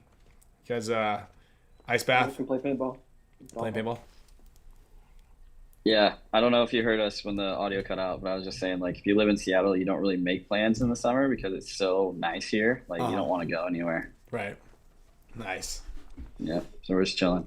I feel like Playing paintball. we need to come up there for a practice. If You guys they'll have totally us. should. I know. What kind of shows do you guys watch? Ain't got time for shows. I got kids. What about on the airplanes and like in between I did 9 watch p.m. and 10 Avatar. p.m.? I watched Avatar on the way back. Okay. And didn't pee at all the whole 3 hours. And when I got up, I was like, oh my gosh, that was a long flight. That was a long one. There was a lot going on in that one. I don't know if I can watch that again. 8? Shoot, not really into any shows right now. I was watching the U.S. men's soccer team. They got like an HBO documentary. That was pretty good. I haven't finished it yet, so it's pretty getting me excited for the World Cup games. Yeah, they play tomorrow, right? Yep. It's the next round now, right? Yeah, the knockout rounds are going on. Knockout round. Who do we play? I think they play a team Bosnia? they played. Yeah, Bosnia. Who they played in the. Oh. It's like playing a team again in the prelims. Ooh. It's hard. It is. But didn't they beat him like 4-0? It shouldn't be too hard for them, but But that's also makes it harder. yeah, That's what gets you. That is what gets every team right there. Oh, we already beat them. And we smoked them. This will be easy. Who do we play next? That's where you fuck yourselves. That is the best way to screw your team. Yeah, there's been a lot of like repeat matchups. Like we played X Factor twice. Mm-hmm. And we played Impact twice. I think Fit and Tauntauns played twice. And then there's been the whole debate on like how they're gonna do the pro draw, right? So there's no repeat matchups. Like, what's your guys' take on that? Well, one, too, I thought the way that they laid everything out for this event too was a little odd, but I mean, I don't know. We've played Jungle Cats twice now. But even going into Sunday at this event, like, Oh yeah, that was typically, like, strange. if we went in first and then Damage went in second, typically We should be on the opposite sides of the bracket. sides of that tree. The matchups would all stay the same. It would just be, I think maybe you guys are brought over to our side, whoever, one of those two. But I thought there was always like a wild card on each side. Like there's a wild card match that plays into the first and second seed on either side, not on the same side. But Yeah, we were wondering about that too, but it didn't affect us at all. So yeah, we didn't ask questions. Yeah. The outcome would have been the same. Yeah, I think you were supposed to be up on our side, I think. Or Something like that. And Damage was supposed to be down, or I don't know, one of those two things. I don't. if we have it. Yeah, it worked out for the better. Yeah, whatever. Hey, you guys would have won anyway. But yeah, as far as, I mean, I kind of liked how they were doing that, making it so you play like different teams in the prelims that you played in the previous events. But I don't know how. So that means we need to play you guys. I think we need to play Damage still. We need to play Leverage. No, we played Damage. I think We did? Tampa. Did we? Oh shit. Okay. Yeah, or no? don't No, know. maybe we didn't. No, maybe we didn't. I don't know. I haven't played. This is the first time I played in a while, so I don't know who the hell I'm playing. Yeah, I saw some of the people in chat were asking about the shoulder. Yeah, I don't it's know if good. you answered that. Yeah, the shoulder's good. I think I can't throw a ball. I can play pickleball though. Yeah, I saw some guy like 90 years old playing pickleball today, so I think I've got a good future there. Like I said, as soon as my forced retirement comes here, I'll be the pickleball star, the local pickleball guy. And did you have surgery? No, I didn't. So I had like a 6 millimeter like full thickness tear here, right on one of the components, my supraspinatus that's attached to my rotator cuff, and like out of the 5 different or 6 different consults that I had, based on a couple over the phone, virtual, and then in person. Some of them were like, yeah, it's kind of like you need to have surgery based on the findings. But then I went into like an ortho sports guy, and he's like, based on like just the strength that I had, that after a week, he's like, I think we can get away with not doing it. So I went out to Arizona and I did the PRP. I've been kind of heavy on the peptides, and yeah, I mean I feel really good. So. I feel like I'm surfing a little bit, doctor's orders, of course, and I think I'm all right. Now it's just the rest of my body. Yeah. And I gotta somehow get in that ice bath. I'm with you there. All right, well, guys, thank you so much for coming on. This is cool, dude. Congratulations. Like I said, I've been rooting for you guys. Obviously, I don't think we actually really play you guys ever for some reason. Yeah. Same tier now, right? Tier 2? Yeah, you guys are We up won't play there. you guys. That's right. Yeah. But yeah, I'm stoked for you guys. I think this is awesome. I hope you guys continue that upward trajectory, because I mean, obviously, that means first place is kind of right around the corner.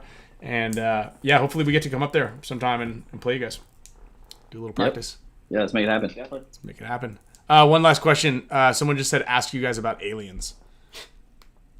This is a good one. It's got to be a good one. What about them? I don't know. Are they on our jerseys or what? Is that I don't know. Are they That's out there? Clyde. Are they on your jerseys? Are they in the mountains above you, like Shasta? Laugh What's at up? them, You tell me. Cincinnati? Clyde? What's that? Cincinnati. Wasn't it Clyde, the alien Yeah. from Clive. last year? The design on the jersey. Okay. Yeah. So Jimmy's inspiration from the jersey was there was like an art installation in Cincinnati that just like went up, a pop-up art thing that went up, and it's just this giant alien like hanging out of a parking garage, and they kept it, so it's been there for a while, and so that's why he wanted to put it on the jersey in Cincinnati. And then this year's was like kind of the same idea, just a different version. The space theme. Yep. Sick. Awesome. Yeah. All right, guys. Thank you very much. We're gonna give some stuff away, and yeah, dude, stoked. Appreciate Cool. it. Thank you guys. We just probably Appreciate it. would like to shout out our sponsors one Yeah, more time. Yeah, of course, dude. Yeah, shout out whoever you guys want. Planet Eclipse, Ollie, we your got that turn. one. I talk too much. I know, jeez. We got Kinetic Paintball hooking us up. We got Planet Eclipse, Finley Hacks, Northwest Tiny Homes. That's Jimmy's business. Doodlebug Sports Paintball, and missing it. The Clatter, is that a Clatter shirt I see? It's 33 Threads. Ryan over there. Oh, now we lost your audio. Yeah. All right, Spick and Span, you're stuck with us now. We got We're your new backups. We got hosts. backups. We got backups. The Uprising takeover. I don't know what's going on, man, with this thing. Seattle- Sometimes you're Is it in. uprisingpaintball.com? Uprisingpaintball.com. Yep. All of our jerseys are limited runs for each event, so you can get one of those, never remade. Get your name on the back. Get custom hats through Finley. If you're ever in Seattle, come out to Doodlebug Sports. Come play paintball with us. Sunday Fun Day. Shout out Danny Court, taking care of us. The whole community. All right. guys. Well, Yeah, we're for Tourney. going the old fashioned there. Dude, I don't know. One line of audio. Can you hear me? He's just teaching yoga, so I think I'm on my own. Jeez. I don't know. All right. Oh, shout out to the Uprising guys.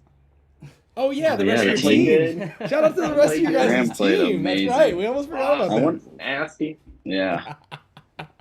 We still can't hear them. I wonder if the Wait, you can't users hear us? can hear them. Oh, the Zoom. I see. Maybe they just kick us out. No. At Oh, some you point. muted this. Still can't hear you. Yeah. Was it muted the whole time? Yeah, I was muted. Oh, Sorry. it's the there you mic. go. Yeah, that muted. Now can you hear us? Nice. No, for sure. Yep. I was blinking. Oh, okay. Huh. Well, there we go. All right. Cool. Thanks again, guys. We heard you Appreciate guys it. the whole Yeah, time. we could hear you too. We talking. could tell you. Yeah, we could hear you Yeah. guys. We could hear you guys. Yeah. Thanks for carrying the show while we were having some technical difficulties. I just pushed this button right here. Man. Anytime. All right, guys. All right, take care. Appreciate you. We'll see you guys Congrats. soon. Thanks, guys. Yeah. Later. Dude, wouldn't be a great show without a couple of little just, technicals. Technicals. I don't know. I don't know, dude. I don't get it. But, yeah, that's cool. What, do you have any new shows? What's happening here? You know, I was going to bring it up. I should have. Because they like aliens. Well, I don't know if they like aliens, because I really caught them off guard. I just asked the alien thing, and they're like, what are you talking about? Have you seen this movie? It was on the plane. It's called, I think it's like Bogia or something. Oh, Begonia. Begonia with Emma Stone. Mm-hmm. Have you seen it? I watched like the first half of it, and the flight like landed. Dang. I know. I heard it's good. Did you watch the whole thing? Yeah. I wish you had heard it. Or like you'd seen it so I could talk to you about it. I'll But watch. it's I'll like watch it's it soon. like a substance movie type ending. Mm-hmm. Do you know what happens at the end? No, I don't. I haven't seen it. I have not seen it. We saw half of it. I watched like her head was shaved and she was covered in like the cream Yeah. because they're like, this 'Cause is they gonna think stop that you. she's They an think that alien. she's an alien. Yeah. Yeah, I love it. I love the idea. I need to watch it. I need to get on. Ending's fantastic. Okay, well, don't just. I'm just I saying will the watch ending it. is Just stop. You gotta fantastic. stop. You That's gotta all. stop. I know. I think it won some awards. I heard it's really good. Yeah. Okay, so I'll tell you right now. Paintball athletics. Okay. The crawl. So, I actually had this weird thought in my mind, and I was like, oh well, if that whole side is if that whole side for some crazy reason is like people put a ton of bodies over there, this inside you could crawl. And then randomly while I was commentating, Tyler Harmon accidentally did it when he went to go bunker that center. Yeah. He went to go bunker the center wall. There wasn't anybody there. I think it was against NYX, and he tripped and ended up shooting Harris out of the tower and was just on the ground and was like, oh shit, and by default started crawling. Yeah. And then shot that last body. So we're playing Impact in the very first point, and I'd already thought about it. I was like, oh, this is cool. I did that move to Damage like 3 or 4 years ago when there was like these weird, Damage was playing this really long point. They would go to these two little spots and cross up, and it was like almost a guaranteed trade, which were like it was a tough one to crack, but I'd watch them play all the points, and they did the exact same thing. I was like, dude, someone can crawl up the inside leg. Yeah. And I did it. And anyway, so I just kind of randomly was thinking about it. And then Tyler ended up doing that while I was commentating. And I was like, oh, that'd be sick. I'm going to do that. Maybe. Yeah. And it's a 4-on-2, and we're like screaming both of the spots. And I don't know. I was like, oh, first I go, Blake, crawl the inside highway and just go straight down there. And then he's like, wait, what? And Blake didn't know that there was Snake 2 was hot also. He didn't know where the last guy was. So I was like, I lay on the ground next to him. I was like, hey, shoot at Snake 2. And he's like, okay. And so it was that little wedge beam where JC was, and then Nick Laval. And I had like half a loader, and I started crawling. I kind of started a little too far back. Oh, I watch. And I didn't tell Arturo what I was doing, and Arturo couldn't see me, and Tyler couldn't see me. So nobody was shooting their gun. It was like you could hear a pin drop. Nobody was talking. Nobody was shooting their gun. And I would kind of like, every so often, I'd like wave at Blake, like, you know, he'd shoot 2 balls. Boom, boom. Yeah. Boom, boom. And I'm like, and every time I'd crack, he's like, and it was like, in my mind, really loud. And I was kind of getting there. And I got like, what, to me, in my mind, I was like, okay, like I'm close enough to where I can see both corners of the Snake 2 W. And I'm like, I gotta get up and get him, because I don't know which direction he's looking either. Again, nobody on our team was saying a word, and nobody was shooting their gun. I'm like, if he's looking inside, he can just be like, what's this idiot doing on the ground, and just torch me. And so I was like, kind of pointing my gun up there. I'm like, ah. I go, all right, I just need to get up and go. And I got up and took one step, and I guess I got shot like right in the back of my, like where that pod sits up on my thing. I didn't feel it. Yeah. And I like on my first step, and then I bunkered Nick, and then I got the shit shot out of me. And I was like, all right, well, that worked, whatever. And then I saw the ref run into Nick, because Nick was still just laying on the ground. Yeah. And I runs into Nick, and then checks Nick, and I'm like, well, obviously he's it. Like, yeah. I didn't miss him. Yeah. And then when he throws the major, I'm like, huh? Like, I didn't even, I was like, I thought, like, I didn't even think that JC could see me. Yeah. And I was like, where am I shot? He's like, you got shot in the back before you left. And here's the other one. Here's the other kicker, which I didn't even think about. The guys in the impact pit were like, Ryan, you were hit before you even took the thing, blah, blah, blah, talking from the pits and the sidelines. Oh, yeah. And I was like, oh my God, because I don't get majors very often. I'm like, oh shit. And then lost it in a 1-point game.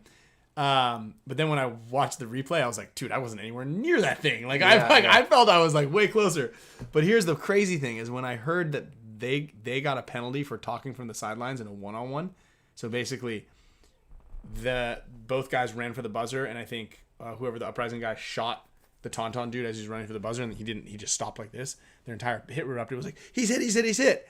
And they threw a minor, and it was a no point. So technically, when Bart and Zane and Dave were like, Ryan, you were hit before you got there, that should have been a penalty on them, and it should have been a no point. Yeah, yeah. And I like, obviously I'm not gonna. I think when it's a non-game affecting kind of talking, like, who cares, dude? Yeah. But that was an interesting caveat. But it sucks because like that move would have been really cool. I didn't need to do it because it was a 4-on-2. We just like needed a little bit more out of Harrison on the other side. Which when I rewind it and saw the fucking thing, he was already in there, Dorito. Yeah. You know, just like for some reason nobody's shooting at the guys, and it made me a little antsy. I'm a little rusty also, you know. And so it was just it was like it was right there. But then obviously when you lose in a 1-point game at that, it was like, and then I was 1 second off from hitting the buzzer. So double whammy for me. Yeah. All good. Back to work. Yeah. So but yeah, I mean, I think overall the event went really well. I think it was like pretty fun and exciting for relatively everybody who watched it. Yeah, like that was a great viewership. Pulling up these scores, and I kind of didn't even think about it till the end. The Ironmen, even though they went 1-3, they had a 6-point loss, then a 14-point game, a 9-point, and a 7-point game. Yeah, and that doesn't even count like maybe there's a point, added point of like the time runs out. You know, Legion obviously a big game. Shock had a 6-0, and then a 12-point, and then another 6 and another 8. You know, I don't know. Let's see who else went forward. Damage didn't have a ton of points. I mean, the 2-1, I think that was the collision game. They had a 9-point, a 3-point, 7-point, 8-point game.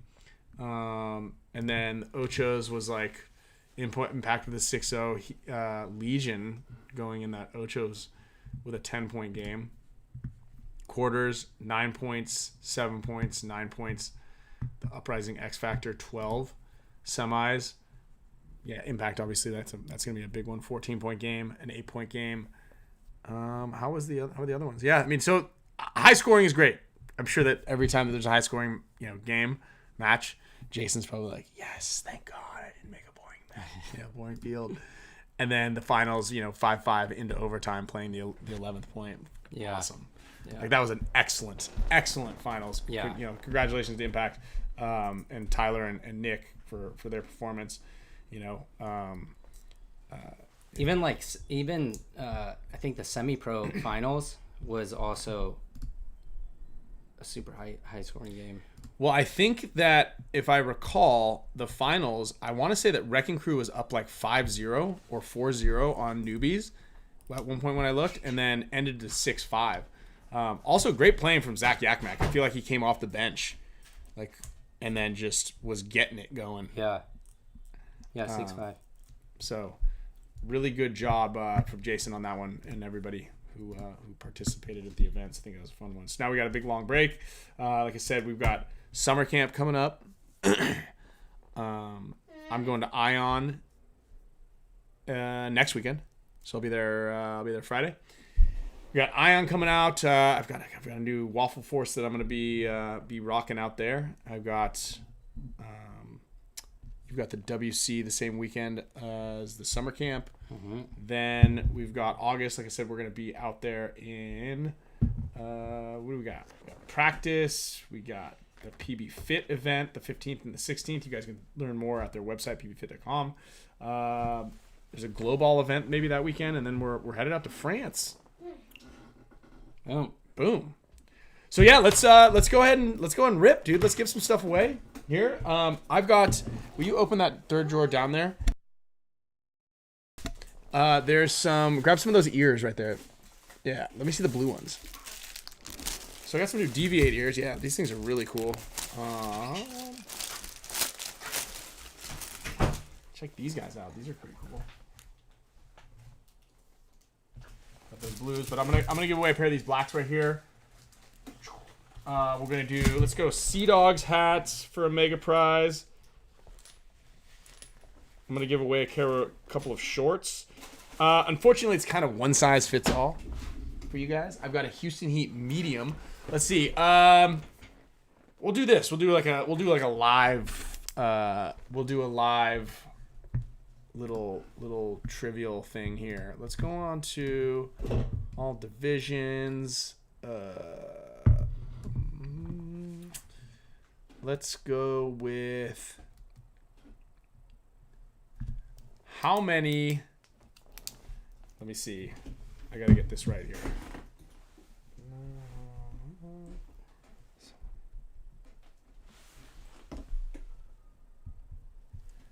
How many points did Dynasty win this weekend? This is going to be for a Houston Heat grind long sleeve. do you have the answer? Yeah.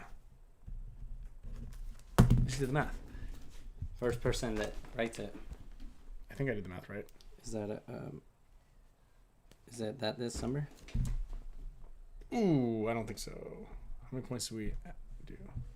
How many points do we win? I mean, maybe I should add it twice, a second time. Should I have used a calculator? Is it that? This is actually, I've got to do this. Yeah, it is. Okay, Marcus Heron. Marcus Heron is the winner, 36 points. Marcus _ Heron. Hope you can fit into a medium. I'm going to show you what it is. It's kind of like a medium large, you know? You're going to get this Houston Heat grind long sleeve shirt available at jtpaintball.com / the teams tab. This has got a reinforced Cordura arm. Kind of like a Superman kind of vibe a little bit, but Houston Heat colors, heat them up on the back. Go ahead and jump onto your Instagram and then send us a message on so we can have your address, and then I'll ship that out to you. Boat squad member, we're gonna be giving away a bunker. I've got these HORMESIS bottoms, and I'm gonna give away some mega support status members. Also, I've got these Deviate ears, and then some Sea Dogs merch. I got that Sea Dogs shirt right there. And I think I got some Sea Dogs shorts. Shout out to the boys from the Sea Dogs, guys.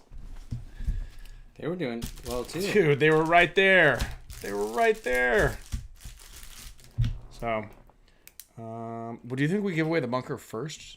I think we go backwards. Bunker last, right? Yeah, bunker last. Bunker last. Let's go bring up the wheel here. I'm going to pull up the mega support status wheel. Right here. Okay.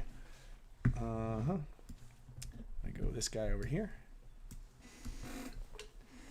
And then we go to... Whoa. Yeah, this wheel. This will work. So, I also finished that Widow's Bay show. Yeah. I was really, really tired when I watched it. Is it ending good? No. You still need to watch Cape Fear. That show's crazy. So I'm trying to, there's like a couple shows that I need to get through, right? I need to get through a couple of shows. Good time to join the boat squad. That's right, Mr. Kev. Joe Rivers, you are winning a set of these right here. HORMESIS JT collab bottoms. Right there. I'm going to ship these out to you. Can almost make them really wait and do it next show. Matching ears. No. We're ripping it right now. We got to rip it now. This is the big one. People are waiting for this. Do we have a picture of the bunker? You guys all, I mean if you saw the webcast, you saw the bunker. You guys know what it is. It's the coolest bunker on the field. Yeah, it was like... I don't know how we're going to top that. Front and center. I don't know how we're going to top that. With a hot dog beam. The hot dog beam. Our own bunker. Yeah. Yeah. Big shout out and thank you to Tom Ford from Arsenal for helping us to secure the bunkers on the pro field. Travis Slusser, you're winning some ears, some Greenspan ears. Also, if you guys are interested in purchasing a Dynasty event jersey, hit me up. I literally have 2 of them left. I have the gray right there, and I think the black, and I think that's it. All right, one more of these guys. Some Sea Dog shorts, one size fits all. We could, yeah, we have plenty of time now, Curtis, to revamp the logo. I think. Oh, Chris Dahl getting some Sea Dog shorts. You're right. Thank you, Cody Graves. All right, let's move this guy over here. Germany already got knocked out, and they're pretty good. They are. By Paraguay.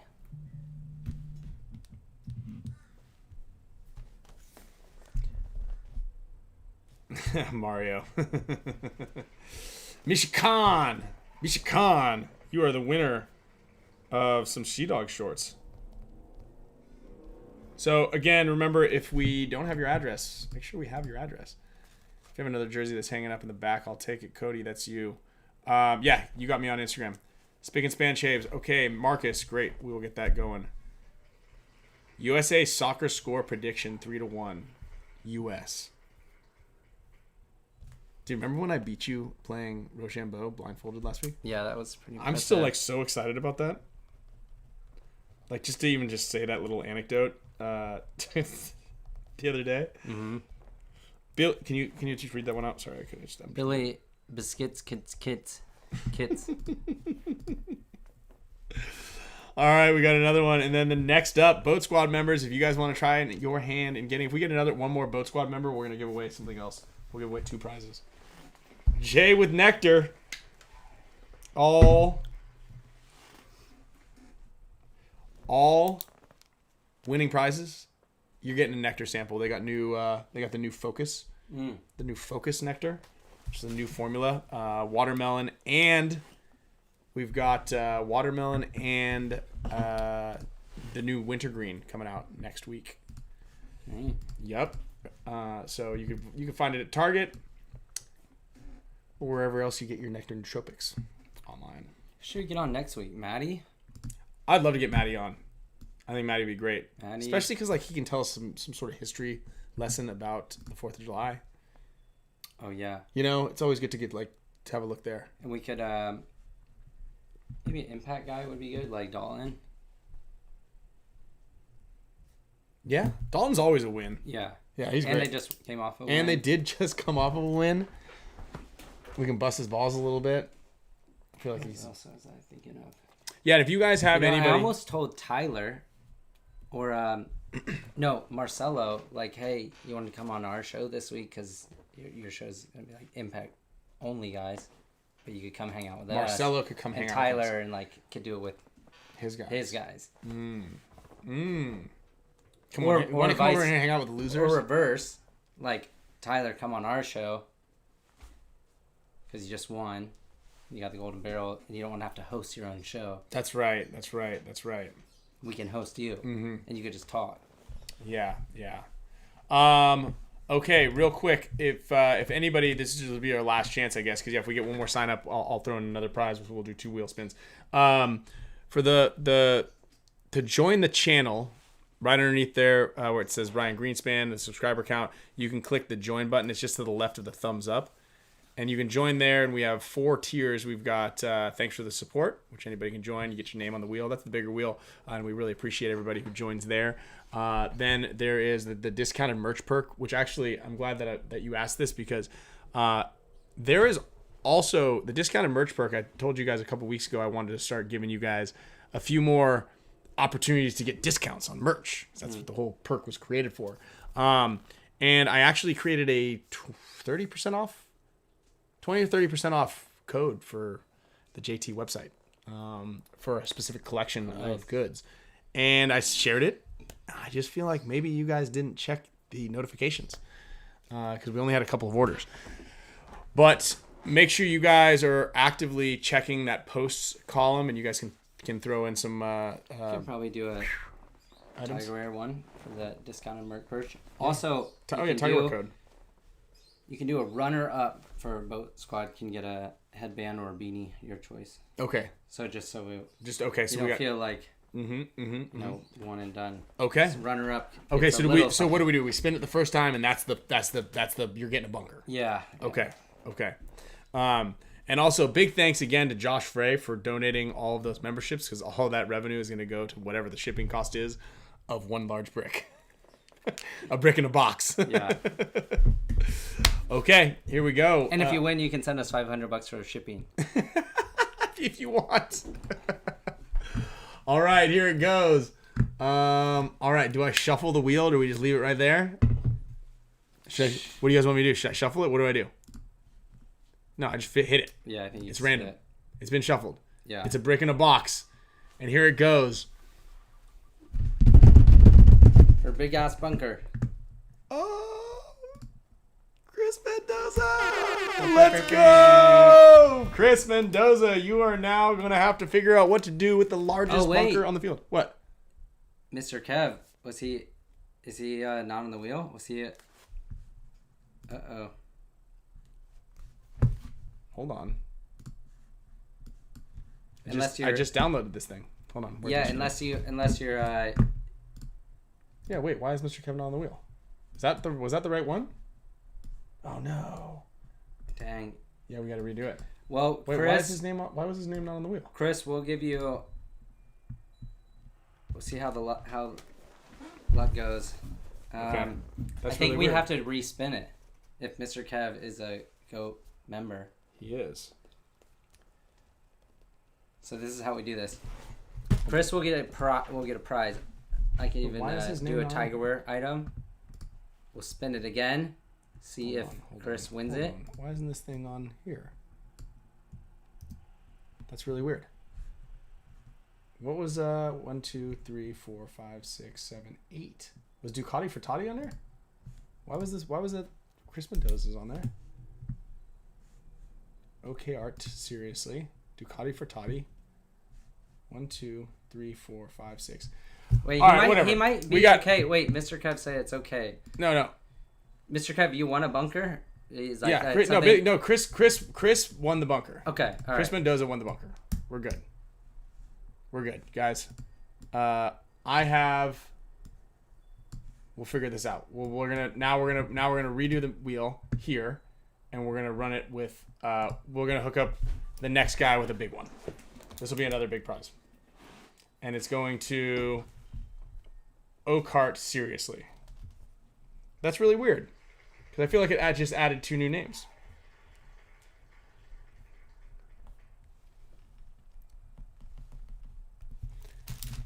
Okay. Art, seriously. Okay, Art. Seriously? See, it's on Tiger. That's it. That's it. Right. Surely a. Thanks, Mr. Kev. Yes, we're good. We're gonna hook up these guys big time. We're gonna make it work.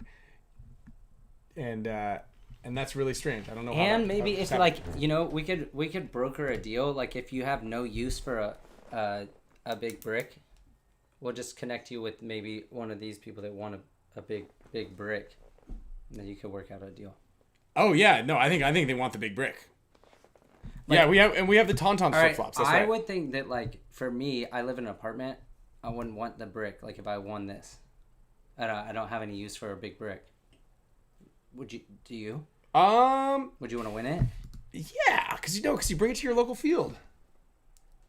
For sure. So if I won the brick, I'd be like, "Hey, Ryan, I got this brick. You can give me $200 because I won it. You want it?" You could do that. You could do whatever you want with the prizes, but I think you go like this. You go over to be like, "Hey, Todd, I got this big brick. Can we use this at the field and then maybe give me some free entries?" So broken a deal. Yeah, you brokered a deal. All right. Or you fill it up in the backyard and you got a big bounce house. But you with the kids. I don't have a backyard. I have an apartment. Remember? Oh, that's what we're talking. So yeah. You asked me if I wanted it. Inflate it, put it over. Yeah, you could cut. That's it. You could cut out the bottom of it and use it as a car cover. My girlfriend did something like Camille usually does. When I got back to my car today to get in it, it had 9% left. So I think it has like 6 now. 6 outside your house, which is great. So, why would you? Or just tell me. So when I've been home for 2 days. Oh man, what a bummer. Mr. Kev, I don't know. That's really weird. I don't know how that happened. Because it's just a control copy, control paste kind of situation that obviously didn't select all for some. It's really strange. Anyway, I'm glad it worked out. It's gonna work out. We're gonna work it out. We're gonna send everybody something. Everybody's gonna get something. Mr. Kev, I'm gonna send you something anyway. And then Okart, seriously, you're getting an extra bonus because bonus TW. And everybody, thank you guys a ton. Chris Mendoza's taking it to Glensfield. Even better. Sick. There we go. Hell yeah. So Glenn will like that too. Nice. Hell yeah. Okay, so, and actually maybe I can just drop it off, or you could drop it off, or we can drop it off. We can get it up there. I'm not dropping it off. I know. I'm not you gotta suck the air out. Soon. Kyle calls me and he's like, "What are we doing? What are we doing with the bunker?" And it's like the event. I was like, "Okay, you gotta go over there and suck all the air out of it." Last time you packed up the thing, you put the cap on the inside so you couldn't drain all the air out. You gotta suck the air out so make it as small as possible. And it was so muddy. So, Chris, just be patient because we gotta get with the NXL. They have to go in and they have to separate the two because we asked them to separate them and make sure they were shipped to the thing. And then they were like, "Oh yeah, it's we accidentally loaded it up on the pallet with the Pro Field." So it's gonna take probably a couple weeks to figure out how to get that thing secured or unsecured or unwrapped from there and then shipped. Because then they're like, okay, then we got to wash it off before we ship it because of, I don't know why, weight. Anyway, so stand by, but you just won yourself the biggest bunker on the field. Nice. Yeah, it looked good. It looked really good. It looked really good. And then the other one, I think we'll bring it to Todd's field. Get some free entry. Yeah. That's it. Okay, guys. Thank you all a ton for the support. We appreciate it. Have yourself a very safe 4th of July weekend. Please don't handle fireworks. Just let the professionals handle the fireworks unless they're like little sparklers. Anything that explodes, stand really far away from it. And please be careful. Come home with all your fingers, guys. I'm not joking. And your private parts and your eyes. Make sure all of those are still attached when you guys are watching us, especially your eyes, obviously, next week, and your ears. All right, everybody, be safe. Have fun. And we'll see you. We'll see you next week.